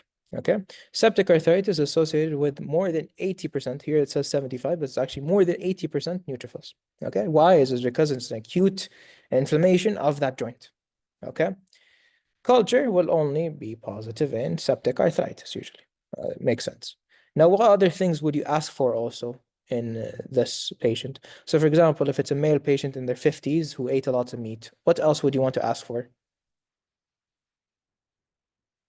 Gout, which is what do you want to ask for in the test? Crystals. Good. Okay. So you want to ask for crystals. How will gout show out? How will gout show up in the rest of the synovial fluid analysis? Is as group 2, inflammatory. Okay. That's basically synovial fluid analysis.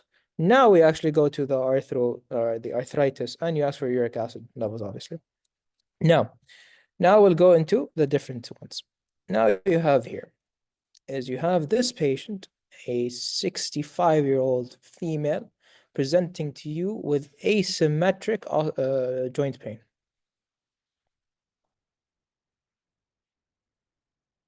Osteoarthritis. Good. What age group is usually associated with osteoarthritis? That's question number 1. More than 65. Good. Elderly. Okay. Patients elderly. That's number 1. Number 2, is it symmetrical or asymmetrical? Symmetrical being it affects both sides at the same time. at the same time. It's asymmetrical. Good. Now, what joints are affected? Give me the broad category. What type of joints? Knee, which is what type of joint? It's a weight-bearing joint. Good. It's a weight-bearing joint. Why? Is because as you age, as you use the knee more, as you use your fingers more, basically the joint itself will start to, the cartilage itself will start to break, causing joint mice. Then you'll have lesions or lytic lesions that have developed in the actual bone, surface of the bone. This will cause more osteoblast functioning to cause more sclerosis and osteophytes to form and so on and so forth. But basically is weight bearing because you're using it more. As you use the joint more, you might cause osteoarthritis. Okay. Now that's that. Now in the fingers itself, what joints are affected? Is the DIP affected? Yes or no? Yes. Is the PIP affected? Yes. Okay. Now we have this patient over here. We have an affected DIP where you can see nodules there and affected PIP. This is a metacarpophalangeal joint. What do we call these nodules on the DIP? DIP.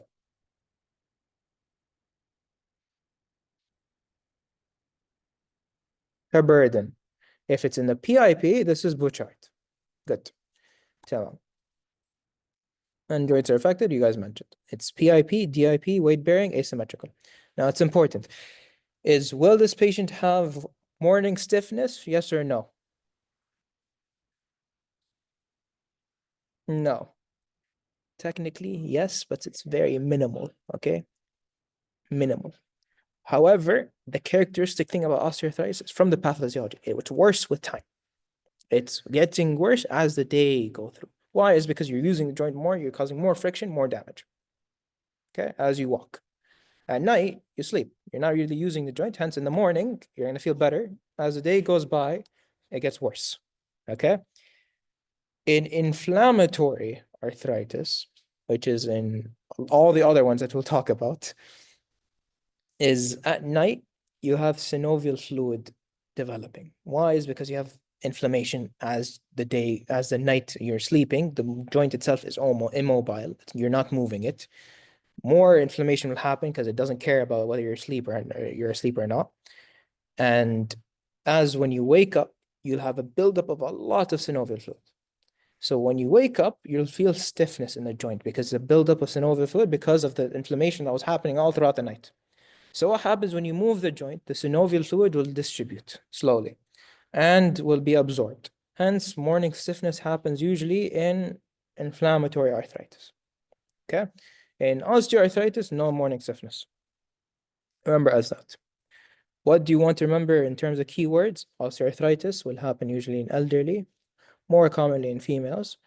It's asymmetric, no morning stiffness, and it will affect weight-bearing joints. Most commonly is the knee. In the hands, it will affect the PIP and the DIP.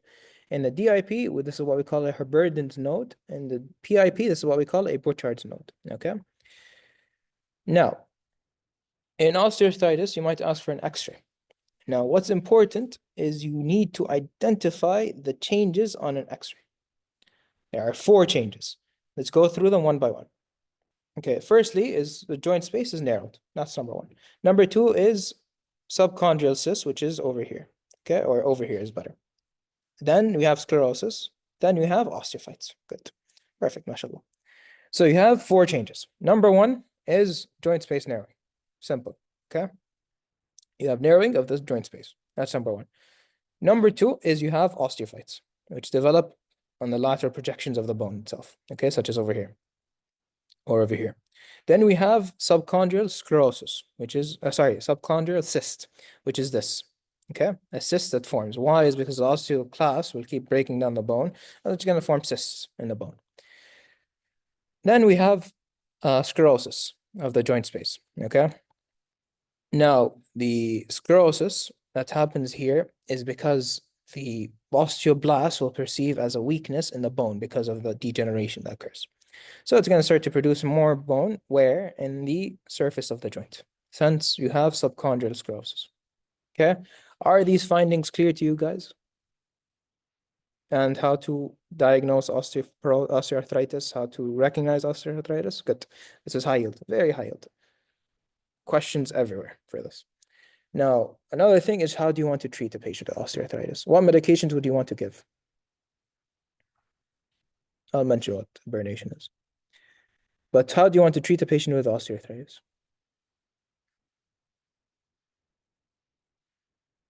So first of all is physical therapy. Okay. Physical therapy. Start non-medical, and then we'll go to medical, and then we'll go to surgical. Always start non-medical. So in a patient with osteoarthritis, obviously in real life, we classify these patients depending on severity of the osteoarthritis, but you don't need to do any of that. But for you guys simply is when you're treating osteoarthritis is number one is physical therapy. Okay, you send the patient to physical therapy. Number two is you start them on medical management. How? Is painkillers, paracetamol, NSAIDs, steroids. These three. Okay. Obviously, it's a step up. If paracetamol doesn't work, obviously it won't because it's weak. You'd start with NSAIDs. Then if NSAIDs didn't work, you start with steroids.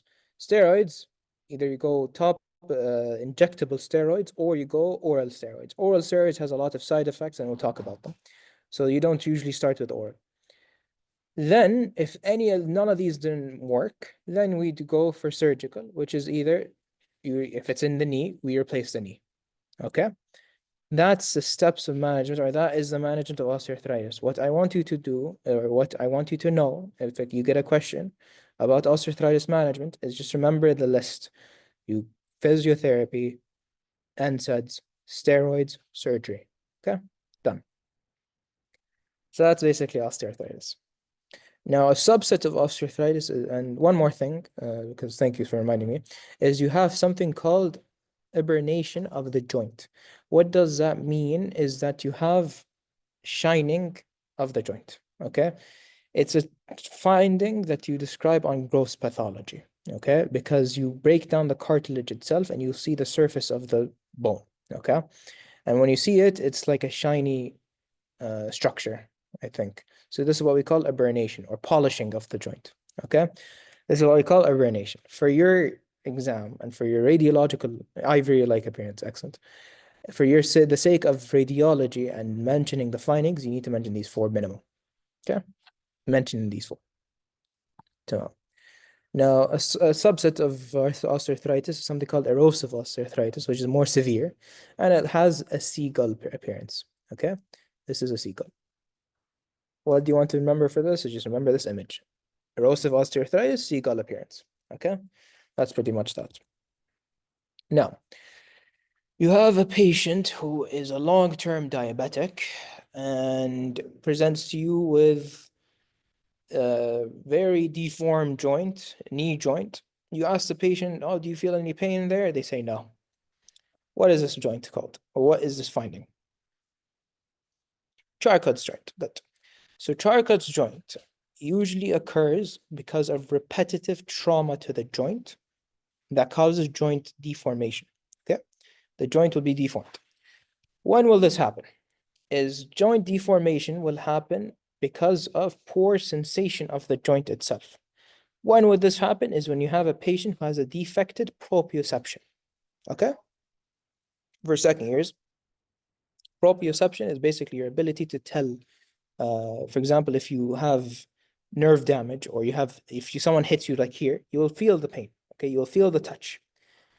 When you have poor proprioception, you won't be able to basically coordinate where the pain is coming from or where the sensation is coming from. Other than that, in patients, for example, with diabetes, they have neuropathy. Neuropathy is basically where you have a defect or inflammation of the nerve. They will have poor sensation and poor proprioception. Poor sensation will develop or will basically cause the patient to not feel any pain. Okay? Any pain. So if they hit for example, their knee on a table, they will not feel it. So hence, repetitive trauma will cause this. Other causes of this, just remember diabetes and cases of poor proprioception. Just remember that. Okay, this is Charcot's joint. Okay. Now, very important. You have a 30-year-old female presenting to you with symmetric polyarthritis. Good. Rheumatoid arthritis. Good. Again, what is the age group usually? Around 30s, 40s, early 50s. Okay. Why? Is because autoimmune diseases typically affect this age range. Okay, 30 to 40. What gender is usually associated with it? Females, because autoimmune diseases usually in females more than males. Now, this is a case of polyarthritis, so it affects multiple joints. Is the polyarthritis symmetric or asymmetric?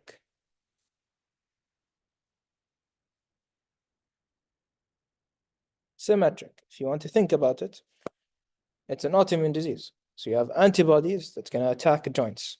Is it really going to affect, I'm going to affect the right one more than the left? No, it's going to affect both of them at the same time. So hence, symmetric arthritis.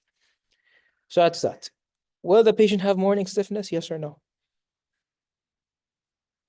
Yes, the patient will have morning stiffness. This is very important in rheumatoid arthritis. Okay. Now, will the rheumatoid arthritis affect the distal DIP? No. No. Good.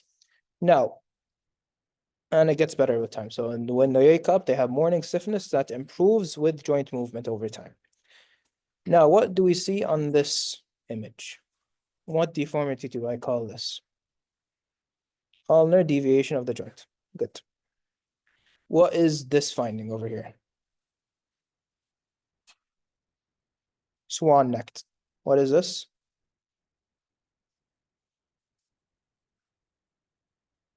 Boutonnieres. Okay. Deformity. Good. So now you have suspected patient with rheumatoid arthritis. Now, what is a sensitive antibody that you can ask for rheumatoid? Sensitive antibody. Not specific, but sensitive. RF, rheumatoid factor. Good. What is rheumatoid factor? What type of antibody is rheumatoid factor? IgM against the Fc region of IgG. This will be asked as a question, like this as an answer. Okay. Usually they will not tell you F or RF or rheumatoid factor. They will tell you IgM against Fc portion of IgG. Another choice will be IgG against IgM. You need to choose IgM against IgG. This is very important. So it's an IgM against the Fc portion of IgG. That is what rheumatoid factor is. It's sensitive for rheumatoid, but not specific. It can be seen in other diseases. What does that mean? Is if you have a patient who is suspected to be or have rheumatoid arthritis, but you're not sure, you might ask for rheumatoid factor. If they have it negative, this might rule out for your rheumatoid disease. Okay, rheumatoid arthritis. It might rule out. However, a positive rheumatoid factor does not tell you that this patient for sure has rheumatoid arthritis. It doesn't. You need to order something else. What is the most specific antibody for rheumatoid arthritis, which is anti-CCP? Okay, anti-citrullinated protein. Okay, ACCP. Good. It's the most specific antibody for rheumatoid. This is very important for you to remember. Okay, and we already mentioned this. Now, pathogenesis, it's different. It's inflammatory. Just the whole gist of it is you have, because of environmental genetic, you have the anti-citrulliнаted protein. What happens earlier on before that is you have the shift, what's it called? The change of the amino acid from arginine to citrulline or whatever. And this will basically form antibodies against the citrulliнаted protein, and this will cause inflammation of the joint. What happens is you have the synovial membrane will thicken up and will form a pannus, okay, which is an inflammatory section of the joint. What happens slowly is you have joint space narrowing and you have sclerosis of the joint, fusion of the joint because of the inflammation, okay? Hence is what you see over here.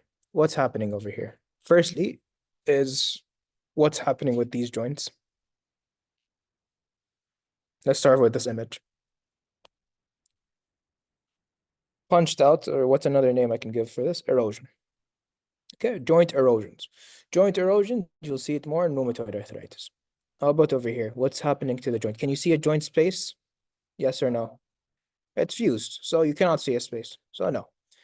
Now, rheumatoid arthritis, differentiating it from osteoarthritis is something, there's something else that you can do to differentiate them, other than obviously all the findings that we did. Rheumatoid arthritis, is it associated with systemic diseases, yes or no? Or systemic manifestations? Rheumatoid arthritis, is it associated with systemic manifestations? Yes. Osteo, no. Okay, that's it. Now, one important feature of rheumatoid arthritis is this. What is happening in this patient?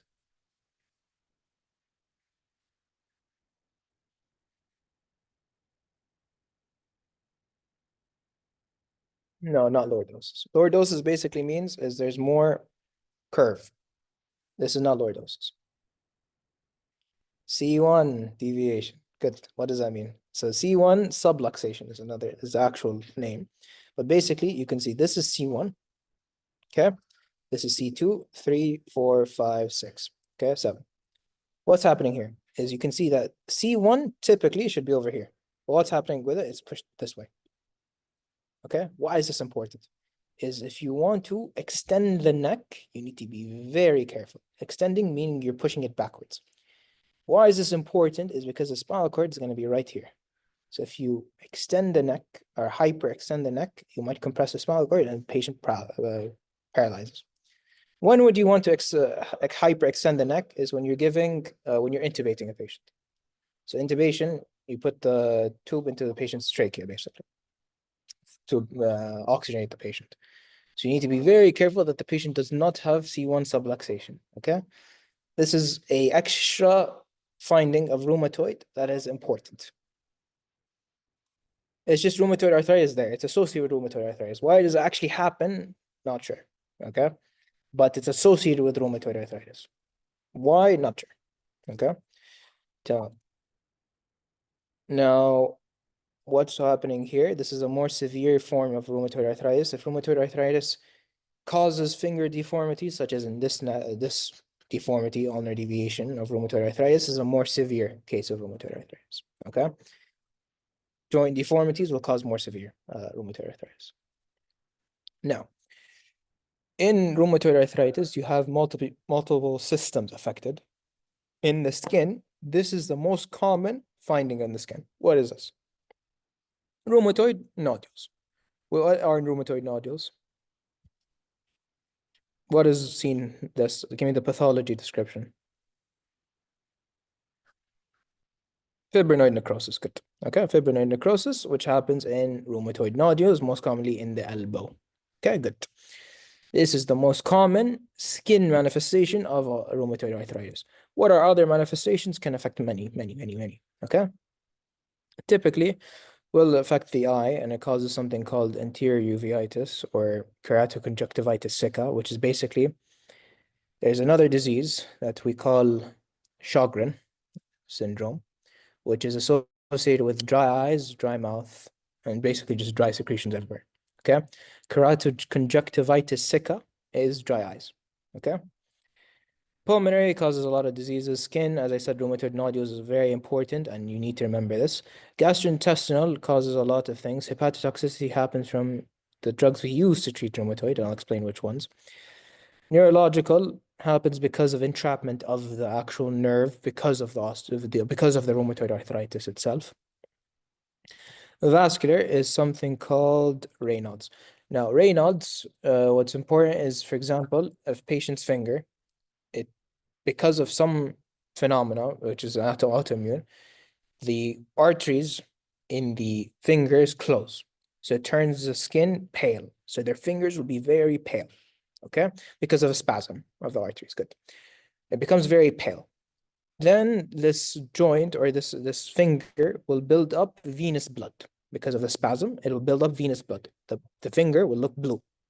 Then with return of oxygenation, because of the reperfusion of the finger will turn red because oxygenated blood, arterial blood is red, okay? So this is what we call Raynaud's phenomenon. Raynaud's, there's multiple types. I don't want to go into it, but secondary Raynaud's because of, one of them is rheumatoid, okay? Because of something else. Cardiac, it increases the chance of a lot of cardiac diseases such as coronary artery disease and something called pericarditis. okay?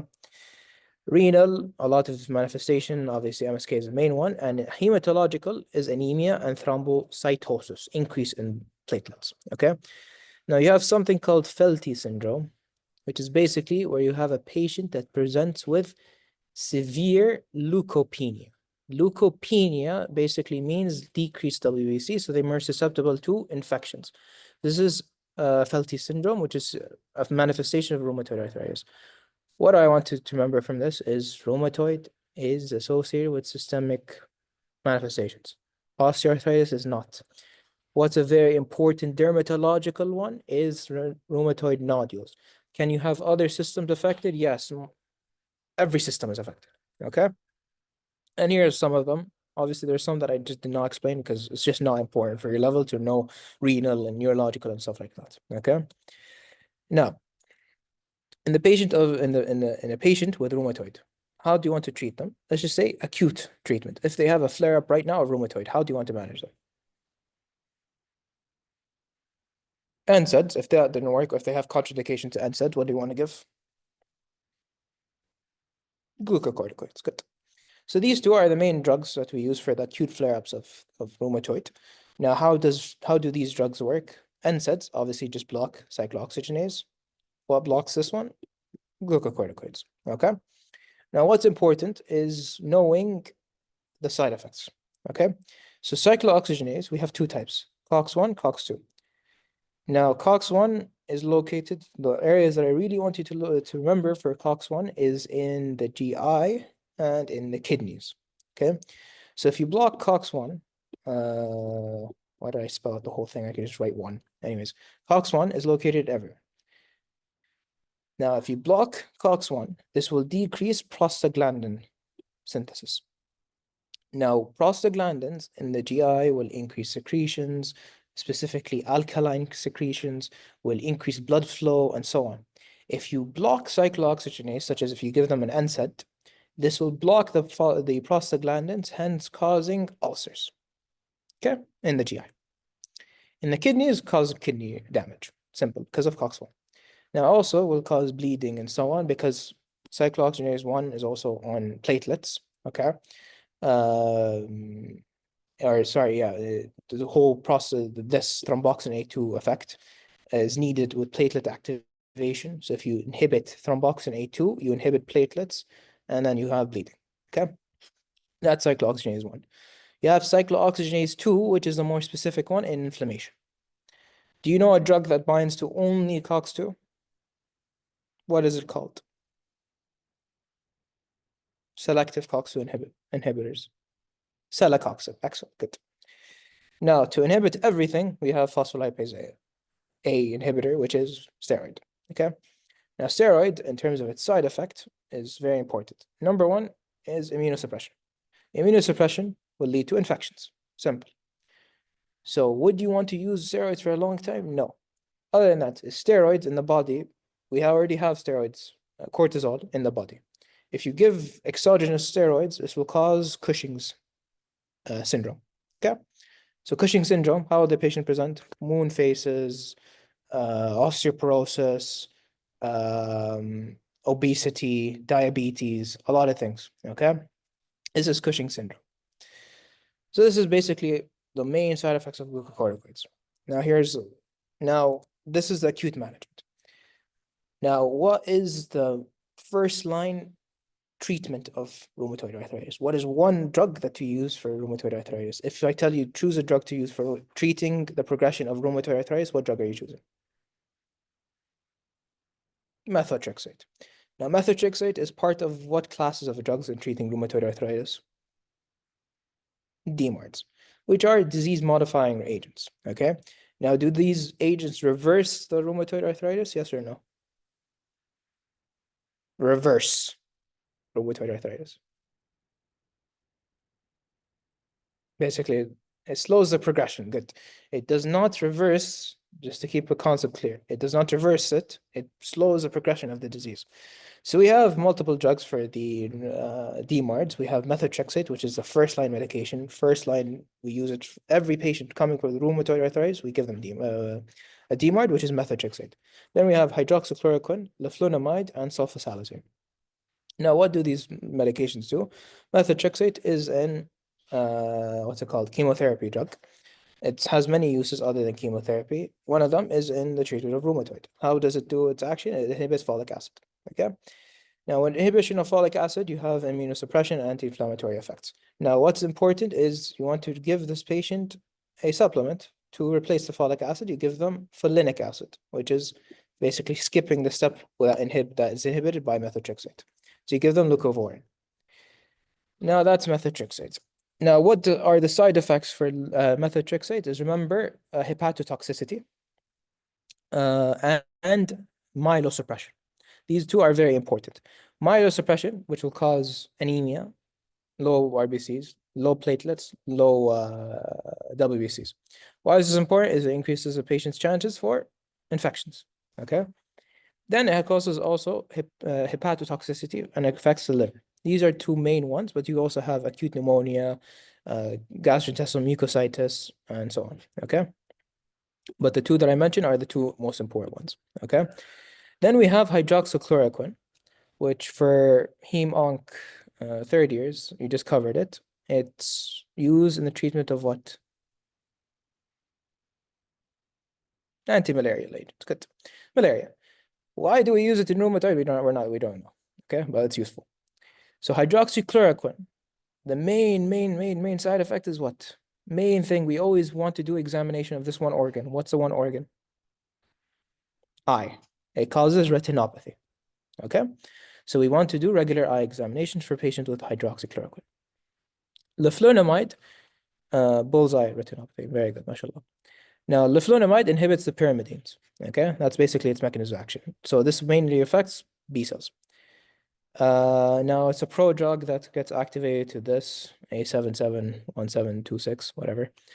And it has many other side effects such as diarrhea, hepatitis, and allergic reactions. Side effect profile, if you get any question about the side effect, it'll be this or this. Now, sulfasalazine basically will inhibit the synthesis of important cytokines, which is, for example, interleukin-1, interleukin-6, and the TNF-alpha. Okay? Now, this sulfasalazine, it's affected, basically, we give this medication after methotrexate. If methotrexate didn't work, we give sulfasalazine. Okay? Now, side effects of sulfasalazine, it causes neutropenia, which is basically a decrease in neutrophils only. And it's usually the levels of neutrophil go down below 500, okay, in terms of the count. And it causes other side effects. What do you need to know for this is, firstly, methotrexate is a first-line drug, okay? If the patient was given methotrexate, we follow them up with, firstly, seeing the progression of rheumatoid. Second thing is we check liver enzymes, and we check for CBC to track the patient, if they have myelosuppression, yes or no. Now, if the patient symptoms was mildly reduced with the methotrexate, then we might give them another DMARD. Now, an important use of sulfasalazine that I want you to remember is juvenile idiopathic arthritis, GIA. Now, what is juvenile idiopathic arthritis? Is basically, it's a form of arthritis that happens in pediatrics, okay? Do we need to remember anything else about GIA? No, you learn this in detail in fourth year pediatrics, okay? But you don't need to know it now. But sulfasalazine can be used as this. Now, a lot of these medications are contraindicated in pregnancy. Why? Is because they affect DNA synthesis, okay? That's pretty much that. Now, if the DMARDs did not work, then we give other medications. What are these other medications? Is, what's it called? Other like immunosuppressive medications. So for example, we have TNF-alpha inhibitors. We have multiple ones. We have adalimumab, which is monoclonal antibody, infliximab, and etanercept. These are the TNF-alpha inhibitors. Now, what will they do is they will just bind to TNF-alpha. That's basically what, in a nutshell, what these medications will do. They are recombinant monoclonal antibodies bind specifically to TNF-alpha, and TNF-alpha will basically be, TNF-alpha is an inflammatory cytokine, pro-inflammatory cytokine, hence you block inflammation, okay? Infliximab is a chimeric antibody, and it's used same mechanism of action. Etanercept is, it binds to TNF-alpha molecules, block its action with the receptor. Here, it binds to the receptor itself. Here, it blocks to the TNF alpha. And basically, if you want to remember intercept in more detail, is intercepting. Intercept is intercepting TNF alpha. Okay, to remember its mechanism. However, the actual endpoint is the same. You just block TNF alpha function. That's it. Now, what's important about this is TNF alpha is pro-inflammatory. So if a patient had TB, let's just say, if you give them TNF alpha, what will happen to TB? Flare up. It will get worse. So what do you need to do before you give this patient TNF alpha inhibitors? You need to check for TB. You need to screen the patient, check for TB, check for hepatitis, check for a lot of opportunistic infection or indolent infections. Okay. Now, and give the vaccine. Good. So it basically causes a lot of opportunistic infections, increases in risk of infections, causes rash, infusion, because a lot of these drugs are given infusion, okay, which is IV. Then we have rituximab, which is a CD20 inhibitor, which is located on B cells. And again, it just basically is anti-inflammatory, okay? For a lot of these drugs, just know for infliximab, adalimumab, and Intercept, they are anti-inflammatory medications. How? By inhibiting TNF alpha. What will TNF alpha do? Decrease inflammation if you inhibit TNF alpha. What is an important side effect? Infections. More specifically is opportunistic infections such as TB and hepatitis and so on. So you need to screen these patients for these and you need to give them vaccination. Okay? So that's basically that. Now, for other medications such as rituximab, just remember the mechanism of action, which is against CD20. Okay. Now we have other medications as well. Again, most of these, just remember its mechanism of action. If they ask you, it's just their mechanism of action. Tocilizumab binds to IL-6, again, inhibiting that function, which is pro-inflammatory. Abatacept will prevent T cell activation by inhibiting CD80, CD86 protein binding with CD28, which, if you remember from immuno, is you have other receptors that need to get activated other than CD4, CD8 with the MHC class 1 or class 2, is, for example, CD80, CD86 with CD28. If you block that, you block T cell activation. That is abatacept. Okay. Again, most of their side effects is the exact same as TNF alpha. It's just elevated liver function, hepatitis, neutropenia, and so on. Okay, because again, they inhibit immune function. Now you have a very specific drug, which is a receptor inhibitor, which is called a JAK1 or JAK kinase receptor inhibitor, which is tofacitinib. If I say nib, okay, this means that this is a drug that acts on receptors, whether this is a tyrosine kinase receptor or JAK-STAT receptor. Okay, and that's basically the rheumatoid arthritis management in a nutshell. What you want to know is acute management. We give NSAIDs and steroids. If there's to basically decrease the progression of the disease, we give them DMARDs. Okay. Now, we have a set of diseases which we call seronegative spondyloarthropathies. Okay. What are seronegative spondyloarthropathies? Are arthritis that have a negative rheumatoid factor. That's it. Okay. We have 4 of these seronegative spondyloarthropathies. Number 1 is ankylosing spondylitis. Number 2 is reactive or Reiter's arthritis. Number 3 is enteropathic arthritis. And number 4, and I forgot. Nice. Anyways, we'll see it later. Okay, but you have 4. Here's one of them. You have a male patient in their 30s presenting to you with stiff back, pain, and yes, and psoriatic, thank you. And psoriatic arthritis, perfect. And pain in the back and the lower lumbar region. What is this? Ankylosing spondylitis. Good. What do we say about this feature on the spine? What is happening? Bamboo spine, okay? Here, what is happening in this patient? What's the joint affected in ankylosing spondylitis? You have this vertebra and you have this most commonly, these two. Sacroiliitis, so inflammation of the sacroiliac joint. You have other joints affected. So for example, you have something called enthesitis.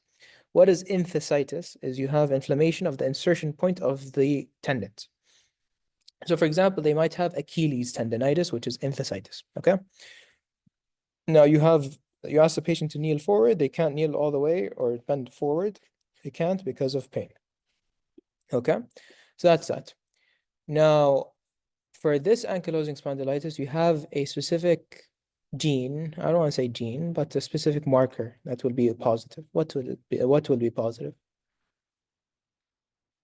HLA-B27. Good. HLA-B27. This is positive in majority of the seronegative spondyloarthritis. Good. Now, will ankylosing spondylitis have extra articular manifestations? Yes or no? Yes. What are they? There's two that I really want you to know. Aortitis, amazing, and uveitis. Good, perfect. Eye and aorta. That's it. Okay, perfect. Now, you had a patient who had chlamydia presenting to you with urethritis, conjunctivitis, and arthritis. What is this? Reiter syndrome. A easy way to remember it is can't see, can't pee, can't climb a tree. Okay? Can't see, conjunctivitis, can't pee, urethritis, can't climb a tree, arthritis. So this is reactive arthritis or Reiter syndrome, which is basically due to an underlying infection or due to an infection, an autoimmune reaction because of infection. Okay? What infections are usually associated? Two types, broad categories of infection. Firstly, STDs. Number two is gastrointestinal infection. For STDs, chlamydia. Just remember chlamydia. For gastrointestinal diseases, just remember Salmonella, Shigella. And you'll learn this in more detail in GI, inshallah. What do these bugs cause in the GI? But remember these. But usually it's associated with chlamydia. Chlamydia. Now, they will have other skin findings. Okay? So when it affects the for example, the penis and causes a skin infection at the penis, this is what we call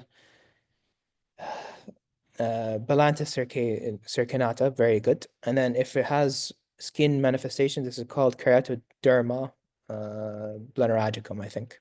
Okay, but basically you have skin manifestations and basically dermatitis in the penis and the rest of the skin. Okay, this is Reiter syndrome.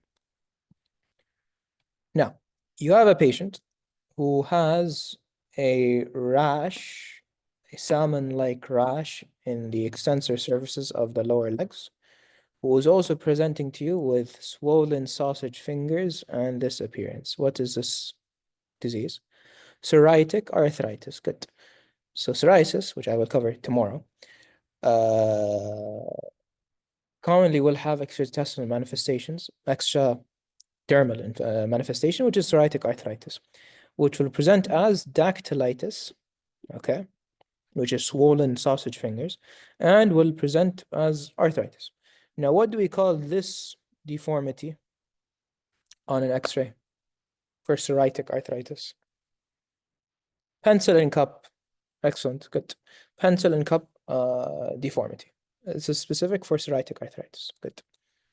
Again, HLA-B27 will be positive, and it's going to be a patient who is a known case of psoriasis or has psoriasis. Okay. Now, the other two ones that I did not describe the one I did not describe is something called enteropathic arthritis, which is associated with inflammatory bowel disease. Okay. Specifics of this in GI, inshallah. Okay. What is IBD and how does it present and whatnot? Now, you have this patient who's coming to you with a severe onset of inflammation of the big toe. It's a male patient who, when you ask them about their diet, they eat a lot of meat, they eat a lot of seafoods, and they also drink a lot of alcohol. What is this disease? Gout, good. So this is gout, okay? Gout is caused by what? What is causing gout? Hyperuricemia, uric acid deposition in the joints. What joints are commonly affected? The most classical one is the big toe. What do we call this big toe or this inflammation of the big toe? Does anyone know? Podagra, good. Okay, podagra, good. This is inflammation of the big toe. So what is gout is again is hyperuricemia. How does hyperuricemia occur? You have multiple what's it called? Risk factors for hyperuricemia. The first thing is diet and age. Okay, diet, anything rich in purines. So for example, red meat, seafood, age, it's usually in males, elderly. And you also have alcohol, which basically inhibits or competes with uric acid excretion in the kidneys. And then you also have medications that can produce it. So for example, in renal in third year, we're going to talk about thiazides. We already talked about it in the exactly loop, diuretics, thiazides. Exactly. We talked about it already in CVP, but in renal, I'll mention it to you guys again, is loop and thiazide diuretics. And it might also be because of increased turnover. Okay. So what is increased turnover is, for example, if someone who has cancer, okay, if someone has cancer, their cells are proliferating. So if their cells are proliferating, this will cause increased purine degradation, which will present as or produce more uric acid, hence producing gout. Or if you have a patient who has a cancer and you just treated it with a lot of chemotherapy, and because all these cells just destroyed itself, you'll have dumping of uric acid, which is what we called in HLS, tumor lysis syndrome. Excellent. Or you have someone who mentioned low dose aspirin, very good. And then you also have genetic diseases for gout. What is this disease? Leschnyhan, good. Which is a defect in what enzyme? HGPRT, good. Hypoxanthine guanine phosphoribosyltransferase transferase enzyme, good. Which is in the, what's it called? I forgot the pathway, but anyways, salvation, purine salvation pathway, good. So this is HGPRT. They will have hypermutilation, which is basically they're pissed off and they eat bite off their joints or their fingers. They have intellectual disability and they'll have gout. Okay, this is Leschnyhan. Now you have this patient over here who is an elderly, very old patient, more than gout, let's just say 70, 60-year-old, who's presenting to you with severe knee pain.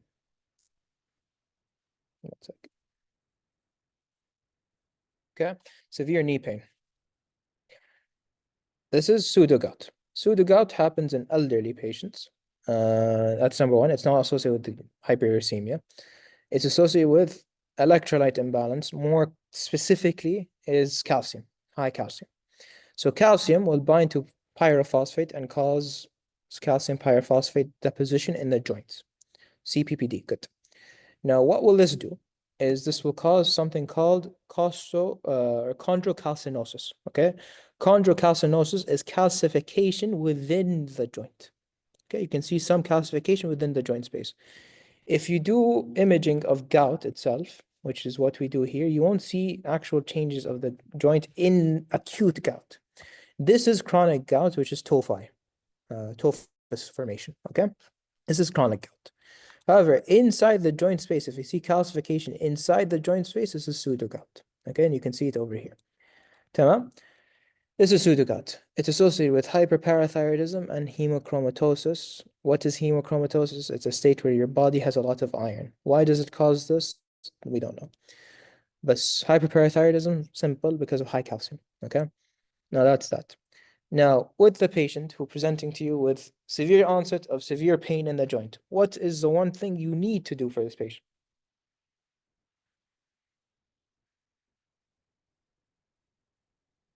Arthrosynthesis, good. In the case of gout versus pseudogout, what do you want to order? Crystals, okay?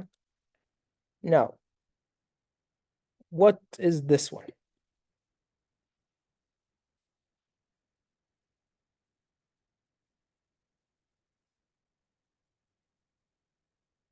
Gout. Is it negative or positive bifringence? Negative, good. Is it needle shaped or rhomboid shaped? From the just looking at it, needle. And it's yellow under parallel light. Okay, where is the light coming from? Over here. So if it's shining yellow under parallel light, this is gout. Okay, so it's negative bifringent, it's needle shaped, and it's yellow under parallel light. How about this one? Positive, weakly positive. And what are the shapes? Rhomboid shaped. Good. Okay, positive bifringent, rhomboid shaped. Good. Now, very importantly is how do you treat gout? In an acute case, acute gout, what medications do you want to give? NSAIDs, perfect. Good. NSAIDs. What's another medication that we can give? Steroids. What's another medication? Colchicine. Colchicine. Good. These three drugs. Can you give allopurinol in acute gout?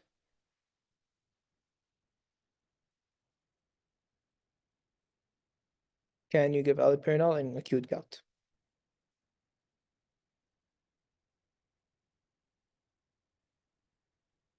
No. Why is it? Because it might actually displace a lot of the uric acid into the joints, causing acute gouty attack. No, it will make it worse. Good. Perfect. So the medications that we use for acute gout treatment is NSAIDs, steroids. Okay, and we already covered a lot of this.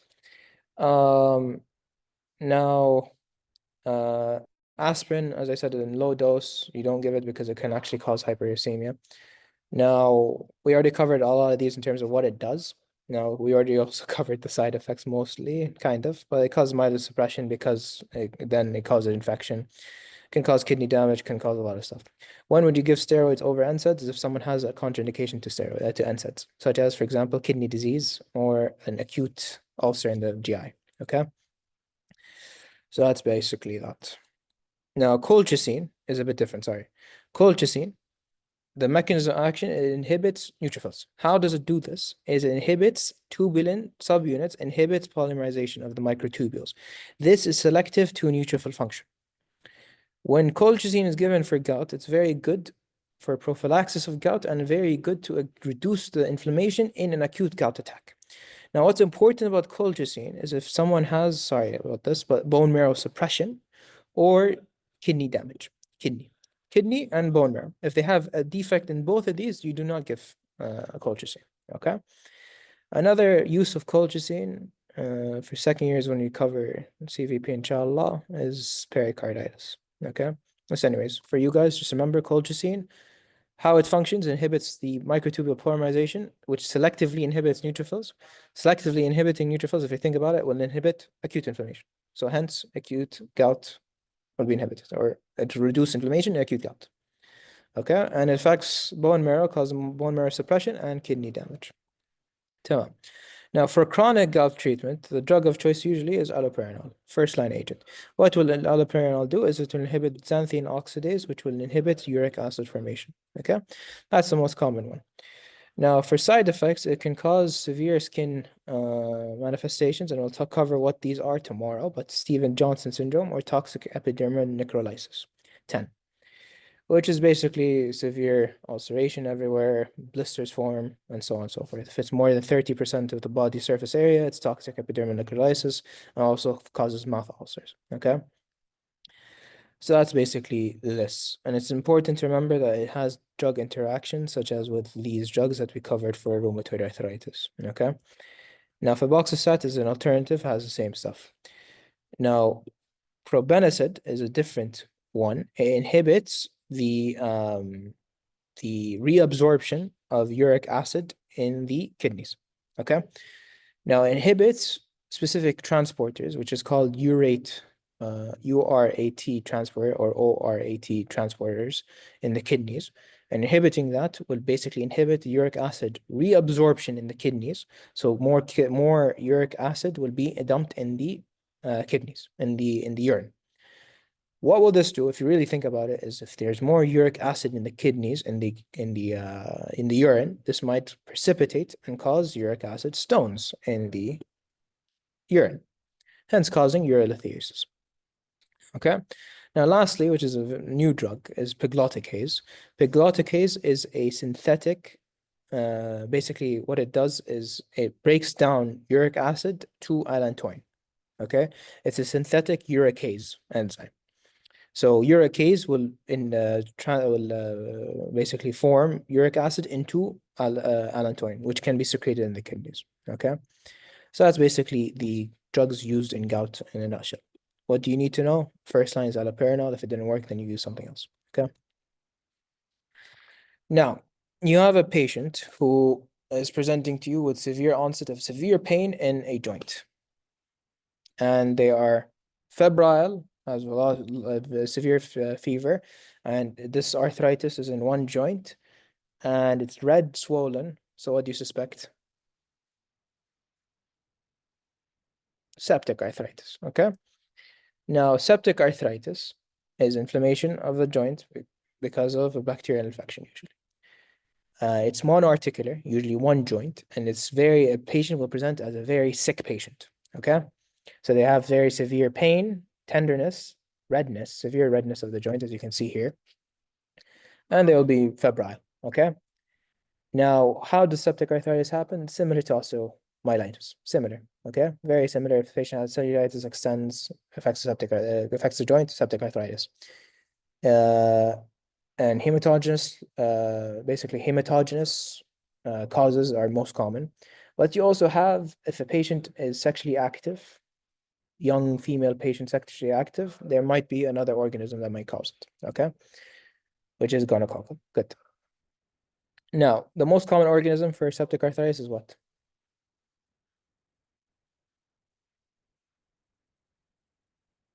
Staph aureus. In a sexually active female, what is associated? Neisseria gonorrhea. Now, how about here? What is the risk factor that developed this form of septic arthritis? What is the risk factor? IV drug use. Good. Okay, IV drug use, if you have a septic arthritis of the sternoclavicular joint, then this is very high yield and crucial to remember that this is associated with IV drug use. How about here? What happened to this patient? How did they develop septic fist fight, which is associated with what organism? Similar to osteomyelitis. Same. Fist fight. Echinella. Okay, good. So in a patient that you're suspecting septic arthritis, what is the first thing you want to do for this patient? First thing.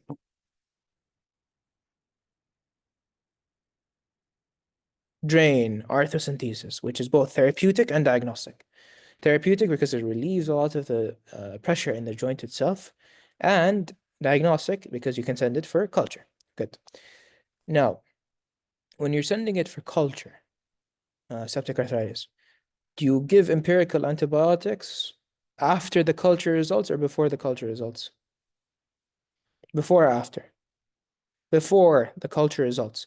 You give the, you basically, patient comes to you, septic arthritis, you think septic arthritis. You drain the joint, immediately give them antibiotics. Okay? Then when the culture comes back later on, you change the medication based on what's positive in the culture. Okay? That's basically that. What's the organism in this case that's causing the septic arthritis?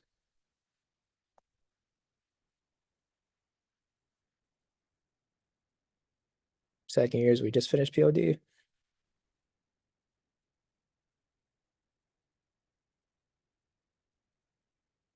Staph aureus. Positive, cocci, and clusters. Okay? Is it oxidase positive or negative? Positive. Is it coagulase positive or negative? Positive. Good. Okay, good. This one. Sexually active female. Neisseria gonorrhea, which is very crucial image. It's gram-negative cocci. Gram-negative diplococci that's located inside the neutrophils. Intracellular. Good. Okay. Good. Neisseria gonorrhea. Now, you have this patient who already instant Lyme disease. Good. What do we call this lesion?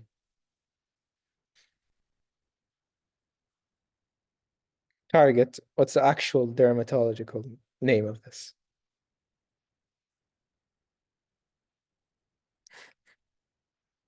Erythema chronica migrans. Good. Very good, mashallah.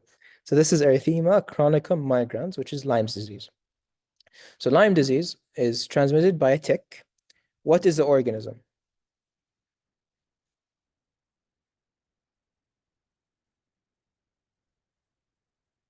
that causes Lyme disease?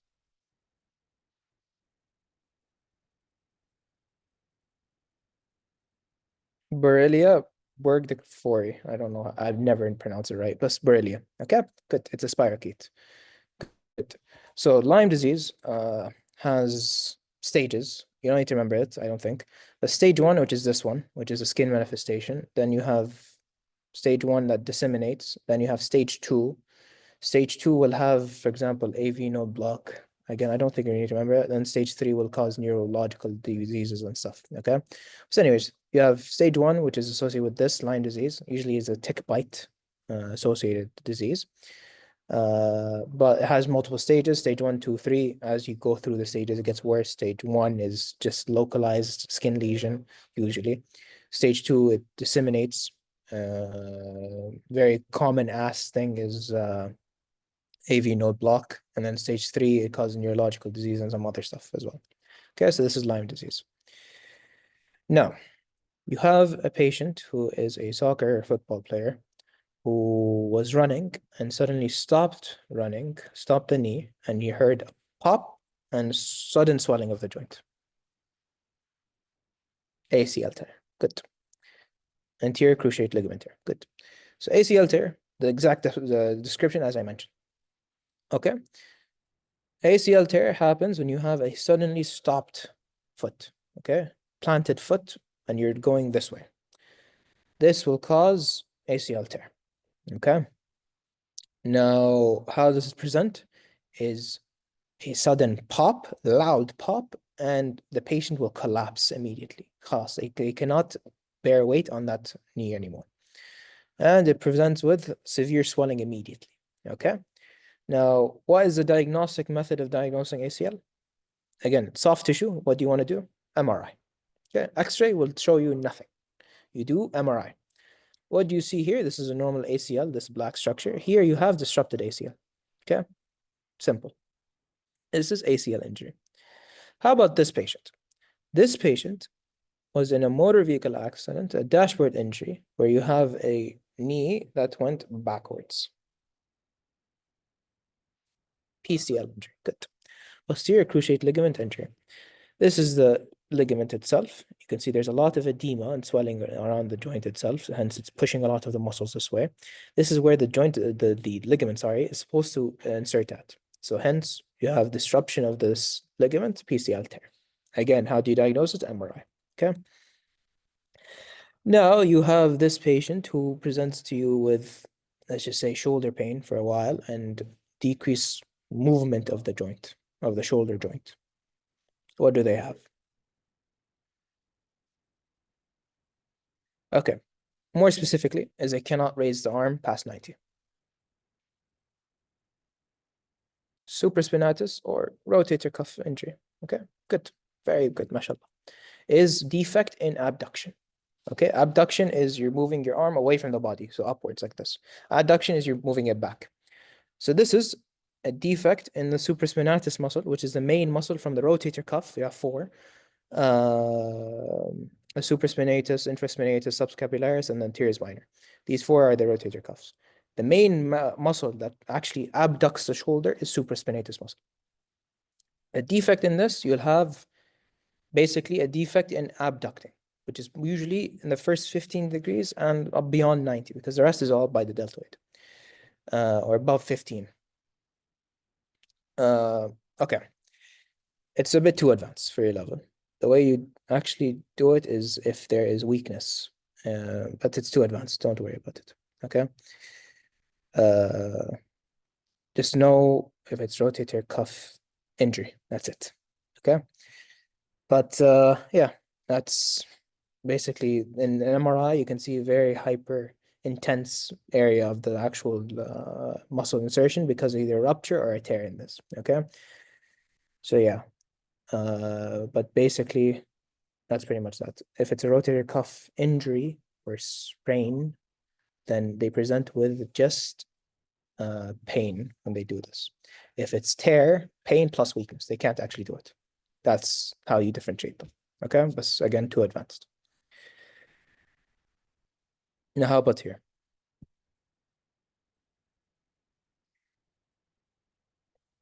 Calcific tendon. Good. Okay. Calcific tendinitis.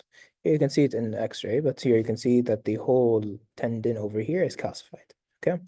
Now, there is one thing that we can say is something called adhesive capsulitis, which is a disease of the joint, shoulder joint typically, where all movements, all tendons, or the whole joint is calcified. The reason why is we don't know, but basically they'll present with defect in every movement. They can't do. And it's very painful. Do you need to know that? No, but again, this is calcific tendinitis, which may present as that. Okay. How about here?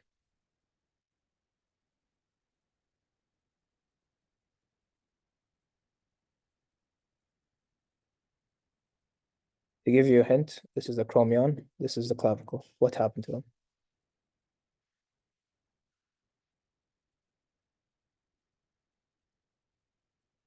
Separation. Good. Yeah, acromioclavicular dislocation or separation. How will this present as? Similar to this patient. You can see that this is the clavicle. The chromion should be somewhere over here, right next to it. Okay, but it's separated. Okay. Now, how will this present as? It's a dropped shoulder, yes, and you obviously need to do maneuvers in a lot of these injuries. So in rotator cuff, I said abduction. In AC or acromioclavicular joint is adduction. So you adduct the joint or adduct the shoulder and they can't. Okay, that's it. That's the difference between them. Do you need to know that? I doubt it, but you just need to identify this image. Okay, or identify this patient, and usually they'll give you this image. Okay, this is AC joint separation, very common MSK disease. And with that, that's it with joints. You guys have any questions for joints? Or is everything clear? So now we'll go into the last section, finish it, and we're done for today. This will be a very quick one because it's just diagnose, diagnose, diagnose, and that's it. Okay. There's not a lot to explain. Now, the first thing is muscle physiology. I do not care about actin myosin. I do not care about ZA lines or whatever. What I want to care about is two things. Dystrophin is the one of them. What is the function of dystrophin? It just basically stabilizes muscle when contraction. Because if you lose dystrophin, it might rupture. Okay, that's number. Number two, which is not in this image, but if you remember in MSK physiology, is if you have action potential going down the T-tubule, you have a specific receptor opening, which is the dihydropyridine receptor. Then it opens another receptor located on the sarcoplasmic reticulum. What is that receptor called? Ryanodine receptor. Now, if you have a disease that causes ryanodine receptor to be continuously opened, and it worsens, or the patient, when you give them anesthetics, they present with severe hyperthermia, good, hyperthermia and rhabdomyolysis and kidney failure. What is this? Malignant hyperthermia. Malignant hyperthermia is a defect in the ryanodine receptor, which causes calcium to be released. When calcium gets released, basically what happens is calcium gets released, binds to, if you remember, troponin C, which will cause the actin myosin chain. Okay. Now, will this change? It will cause continuous muscle contraction. Okay, because calcium just keeps going because this is always open. When calcium keeps binding to troponin C, actin myosin will keep, the contraction of the muscle will keep happening. What happens with contraction of muscle? Contraction of muscle will, number one, produce heat. Okay, that's number one. So hyperthermia. Number two is muscles are always contracting. So what will build up? Toxins. What will happen to the muscle over time? Slowly tear and rupture because it can't build up all these pressure and toxins always. Okay, so it will rupture. So it will dump a lot of toxins and byproducts of muscle, such as myoglobin. Myoglobin, what will it do? Where will it get secreted? Kidneys. It goes kidneys and just destroys the kidneys. That's malignant hyperthermia. It's also a dominant disease, defect in ryanodine receptors. The common case is a patient who's going through surgery. You give them anesthetics. It's usually inhaled anesthetics or succinylcholine, which is a muscle depolarizing agent. And the patient presents with this. Usually, someone else from their family had this also. Okay, that's that. The other disease is dystrophy. Okay, Duchenne muscular dystrophy. Okay, that is basically applied like clinical application of physiology, basically. Other than that, it's just first year stuff. Now, you have a 5-year-old patient, boy or girl, whatever, presenting to you, their family is telling you that they are regressing. They tell you, oh, in the first 2 years of the child was developing normally, they're normal, they're walking and everything, and all of a sudden, their gross motor function decreased significantly. You look at their calves, what do you see?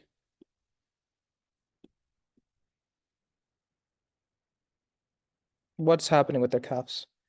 Pseudo hypertrophy.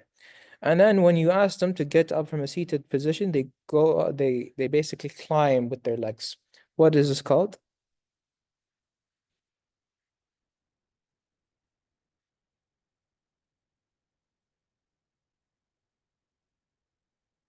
If you guys know what this is called. Gower sign. Okay, good. This is Duchenne muscular dystrophy. What's the gene defected here? Dystrophin. Okay. What's the mode of inheritance? I genuinely forgot. I think it's AD. It's excellent. صح, yes. Good. Okay. Duchenne. Now there's a counterpart to Duchenne, which is called Becker's muscular dystrophy. Now, what's the difference between them? Is Duchenne has a very severe mortality, and usually mortalities, the patients don't reach 20. Becker's, it presents as a patient in their 20s, and it's less severe. Okay.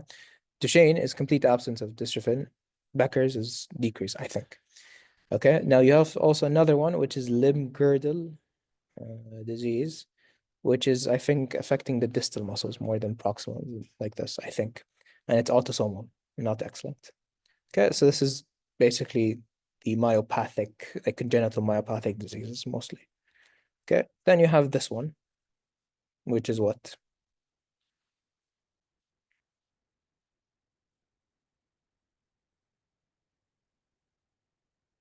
Something like that. Yes. The first time I actually ever learned this is going through the slide. I forgot that I even took this. Very low yield. Very rare. Something called Nemeline myopathy. Okay. Nemeline myopathy, just remember rod-like inclusions. Okay. That's it. Okay. That's all. Nemeline myopathy. Okay. That's pretty much that. Now, how about this patient? Presents you with the cardiomegaly, myopathy, and hepatomegaly. Glycogen storage disease, which is Pompei's disease. Good. What's the defect? What's the enzyme? It's glycogen, GA. Good. Good. Lysosomal enzyme. Good. This is Pompei's, which is the type 2 glycogen storage disease. Common thing to be asked is cardiomegaly. They usually would have cardiomegaly. Okay, severe cardiomegaly. Good.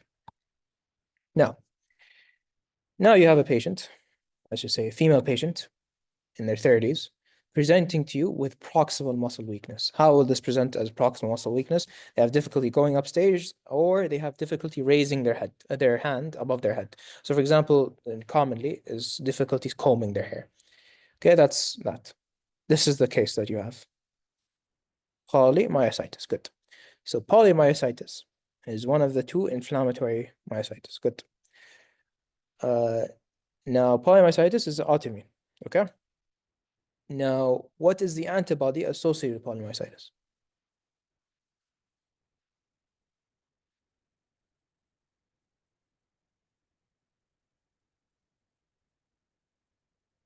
Anti-Jo, good. Anti-Jo antibody or anti-Jo1 if you want to be more specific. Okay, antibody is good. Now, is this mediated by CD8 cells or CD4 cells? CD8 cells. Good. And affects the endomysium more. Perfect. Excellent. MashaAllah. Okay, so this is polymyositis. Now, what if they have proximal muscle weakness plus skin manifestations? Dermatomyositis. Good. Now, what's important is you need to know the names of all of these. So let's start with this. Painful papules in the fingers. What is this called?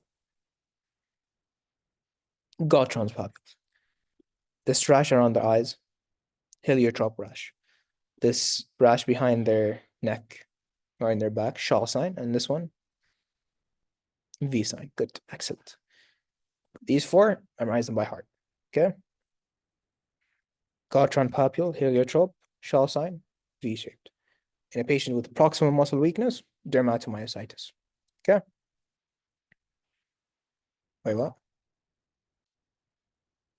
Yeah. Yes, definitely. Okay, and it's caused by CD4. And is it endomesial or perimesial? I give you a hint, it's peri. It's around. Now, what's the antibody associated with it, with dermato? More associated with dermato is anti-me2. In reality, anti-Jo1 and anti-me2 are in both poly and dermato. However, for the sake of your exam, sake of your slides, anti-Jo is more associated with poly, anti-me2 is associated with dermato. There's also a third antibody, which is called anti-CRP, SRP, which is also in dermato and polymyositis. Now, what's important about this is they are a risk factor.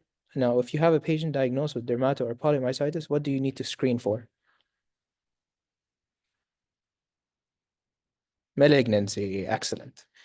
Dermato and polymyositis are associated with adenocarcinomas. Okay? Don't know why. It's like unknown why they are, but they are. Okay? So that is dermatomyositis. Now, as I said, most of these are females in their 30s. How about if you have a male with distal myopathy, asymmetric? Inclusion body myositis. Excellent. Remember this key term. Again, male, distal myopathy, asymmetric, inclusion body myositis. Okay? Just memorize that because it could come. Okay? So inclusion body myositis. Now, you have this patient who presents with widespread pain, multiple areas. Everything else is normal. You can't, nothing else is adding up. Widespread pain in pressure points. Fibromyalgia, good. How do you diagnose fibromyalgia? Of exclusion, excellent, good. You diagnose, or sorry, exclude everything else before you go to fibromyalgia. How do you treat patients with fibromyalgia?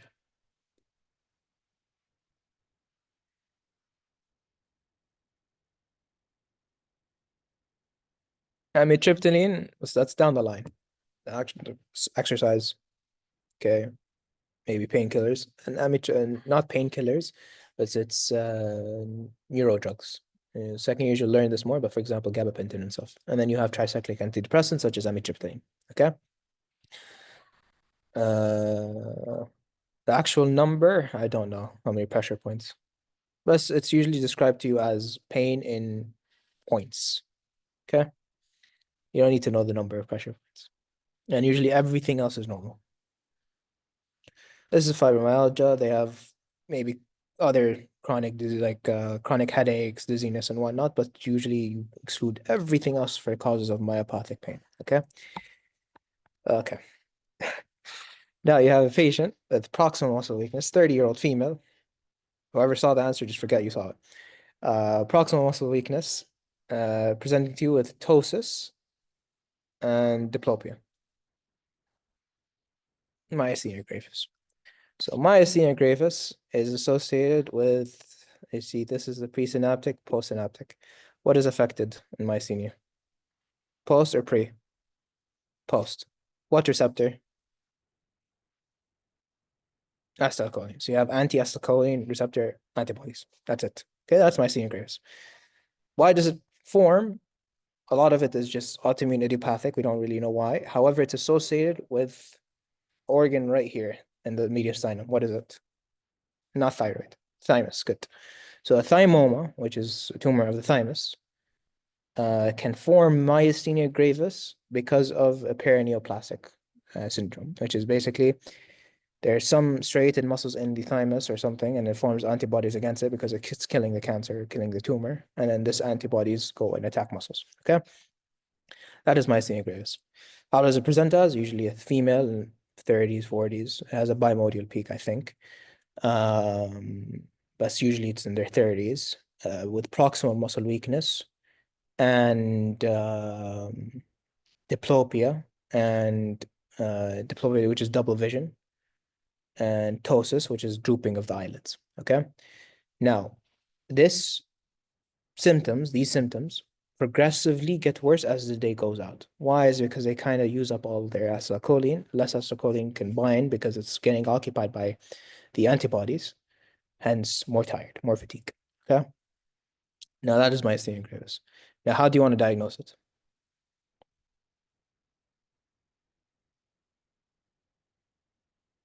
Hydrophonium challenge test. Good. For your sake, yes.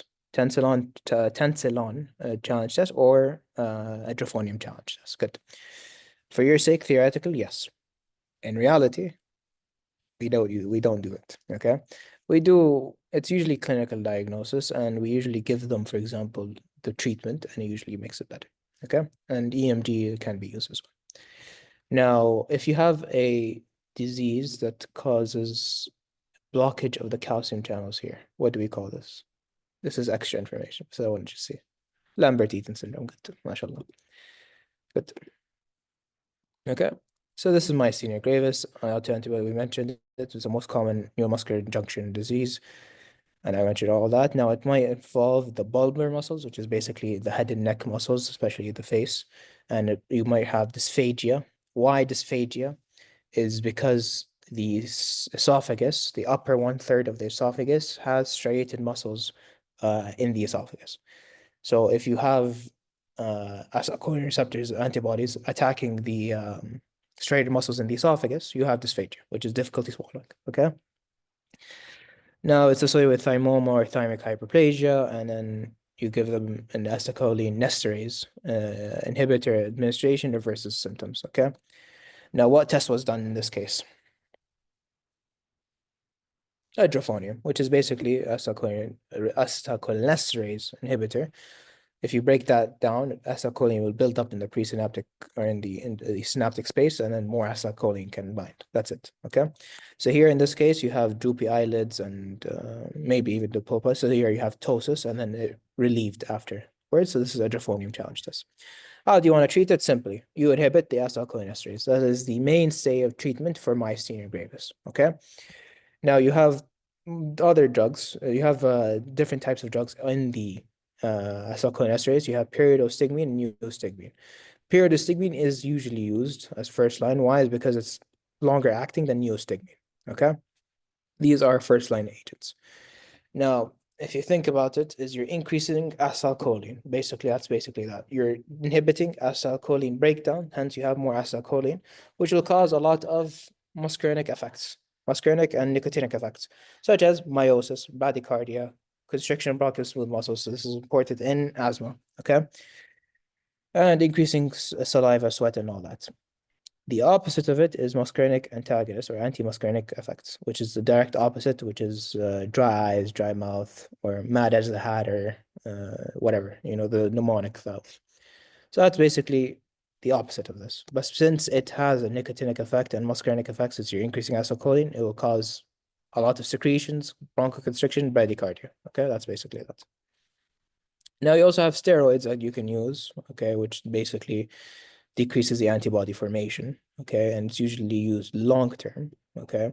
This one is usually given every single day, okay, because you need to keep inhibiting acetylcholinesterase. Then you have immunomodulating agents such as azathioprine, cyclosporine, tacrolimus, and rituximab. Now, what are these immunomodulating medications? So azathioprine, what it will do is it will basically develop into 6-mercaptopurine, and this 6-mercaptopurine will inhibit T and B cell proliferation. Okay, inhibits DNA synthesis, which will then inhibit the proliferation of T and B cells.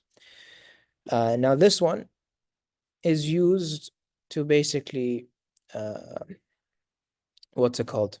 It's an immunosuppressive to basically control myasthenia gravis on a long term. Okay, so it usually takes months to develop its efficacy, and the maximal efficacy is after 1 or 2 years of treatment. Okay, So that's basically that. It's very hepatotoxic and also what's it called? Affects the hematologic cells, blood cells. Okay. Then we have cyclosporin tacrolimus, which inhibits interleukin-2. Okay, mainly. Tacrolimus. Now these drugs usually are nephrotoxic. Okay, but tacrolimus is better. Now it also has other effects such as gingival hyperplasia, which is usually in cyclosporine. I don't know if it's mentioned here. But anyways, just remember that these drugs are nephrotoxic. If you remember nephrotoxic, it's more than enough. Then we have rituximab, okay, which is a CD20, and we already talked about them before. Now, in the case of someone who's presenting to you with a myasthenic crisis, which is basically they cannot breathe. Okay, that's number one, and they have severe myopathy everywhere. But the most important thing is they cannot breathe. Okay, severe ptosis, and they cannot breathe. However, they have normal, for example, secretions. The eye, what's it called? The eye there's ptosis. However, there's no change to the pupils. Okay, and there's no more secretions. There's no diarrhea. There's no constipation. There's none of that. This is a myasthenic crisis. So what do you need to do in the myasthenic crisis patients is you need to remove the antibodies from their blood. That is basically that. How do you remove the antibodies from your blood? Is plasma exchange. The whole idea of plasma exchange is you take the patient's plasma, you take the whole blood, then in a machine, you differentiate the cells from the plasma. The cells go directly back. Now the plasma, you basically filter it. You remove all the antibodies from the plasma, then you send it back to the patients. That's basically plasmapheresis or plasma exchange. Then you have IVIGs, which is intravenous immunoglobulins, which basically act to inhibit the antibodies. That's it. Okay. It suppresses the antibodies itself. This is in severe cases of myasthenia, such as in myasthenic crisis. Okay, that's basically that. No, I don't know what this. Okay. I hate making these slides like this because there's no images, so I just have to tell you a case. So I have a patient, female, presenting to you with a butterfly rash. I should give it. Arthritis everywhere, anemia, renal involvement. What is it? Systemic lupus. Okay, I think. Okay. SLE, systemic lupus erythematosus. Good. So SLE is a multisystemic autoimmune disease. It affects multiple. It has a rash, which is characteristic butterfly rash. It also has other types of rash, such as discoid rash. Okay, malar and discoid rash. Good. It affects blood cells, usually causes anemia. Okay. It also causes something called serositis. Do you guys know what is serositis?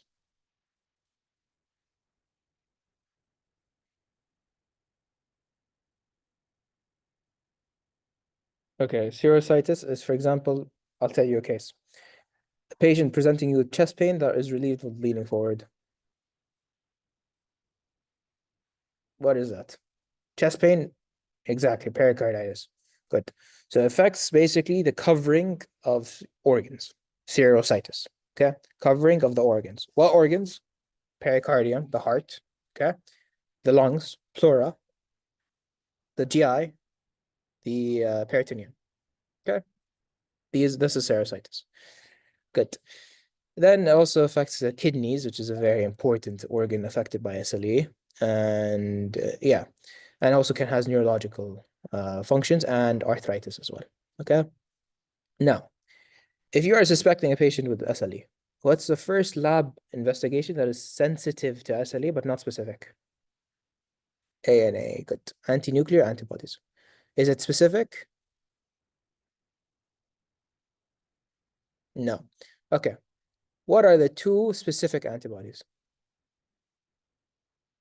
Anti-Smith and anti-double-stranded DNA. Good. Excellent.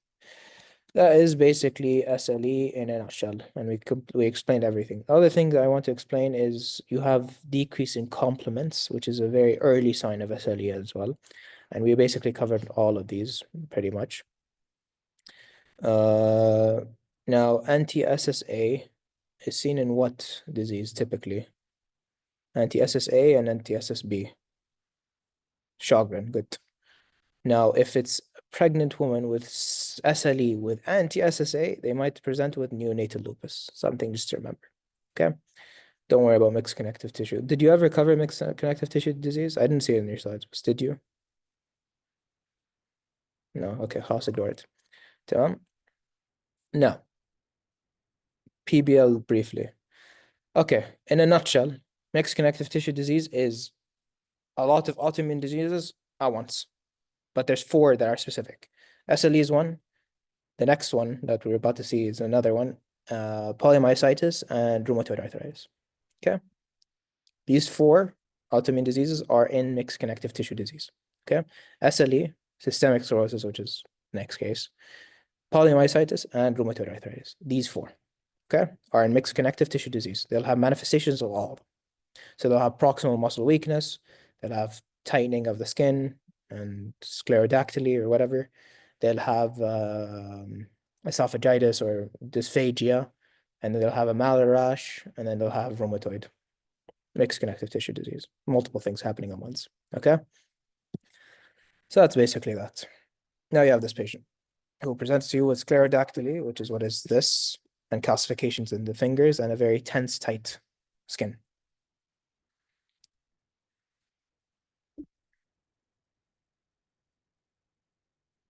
Systemic sclerosis or scleroderma. Excellent. There is a mnemonic associated with it, which is what? Crest. What is the C?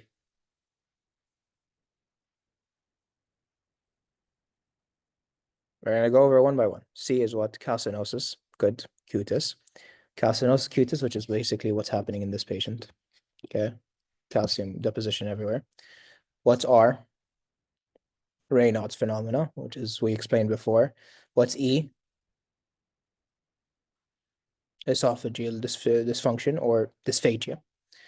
Why is because the calcium will deposit in the lower part of the esophagus. When this happens, if you think about it, it's supposed to be muscle. It's no longer muscle now. So the function of the esophagus, the peristalsis, doesn't happen. So you have reflux. Okay. So this is something I will teach or tell you guys in GI. So anyways, so that's E, which is esophageal dysmotility, and then what's S? Sclerodactyly, and then T is telangiectasia. Good. None of this show telangiectasia, but it's basically a spider-like red lesion. Okay, that's basically that. Now, scleroderma, it's an autoimmune disease. It has two types, diffuse versus limited. But basically what it is, it basically causes sclerosis of the skin, presents as puffy, tight skin or taut skin without any wrinkles, and has a lot of other systemic effects. Diffuse has widespread skin involvement, also has renal and pulmonary function, pulmonary involvement, and it usually causes pulmonary fibrosis. Okay, limited scleroderma, it's limited to fingers and face, so it has all the crest stuff that we mentioned. Antibody specific to diffuse scleroderma is topoisomerase 1, which is the anti-SCL antibody, and then this one as well. Okay, that's usually asked is this one. Okay, then limited is anti-cetromere antibody. Okay, that's it. Now, B is basically showing you pitting of the fingertips. Don't worry about it. Okay, do not worry about it. Now, here's one table that I have, which gives you a lot of the sensitivity-specific antibodies and what diseases, and we covered all of them. With that, I have one more concept, which is nerve injuries. Okay, I put it as last slide because it's very low yield, but you might get one question on it. Is nerve injuries, you have three types: neuropraxia, axonotmemesis, and then you have neurotemesis. Neuropraxia, most common one, and it's usually because of stretching of the muscle of the nerve. Okay, most common. Does it resolve spontaneously? Yes. Okay, it just resolves over time. Do you need to do anything? No. Why? Is because you didn't really cut the axon. That's the most important thing.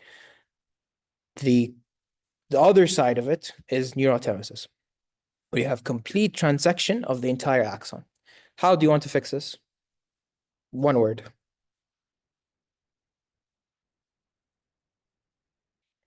There's one way to fix this. If you have complete transection, what do you have to do? Surgery. You just bring them back together. Exactly. Now, axonotmemesis is in the middle. Okay, it's just some injury. It might resolve, might not if it does a surgery. Okay, that's basically that. The most common is neuropraxia. Most common, most common, most common. Okay, this is more seen in, for example, a cut, dysneurotmesis, or like not a cut, a severe cut, like let's yeah, or severe trauma. Neuropraxia is the most common nerve injury. And with that, yes, this is in one of the sports medicine sites. And with that, I conclude this part of the crash course. Do you guys have any questions or anything you want me to clarify?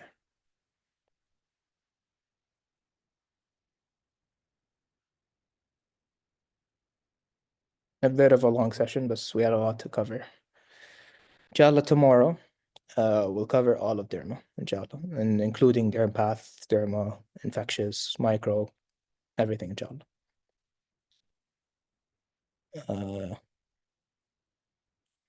As if all is done,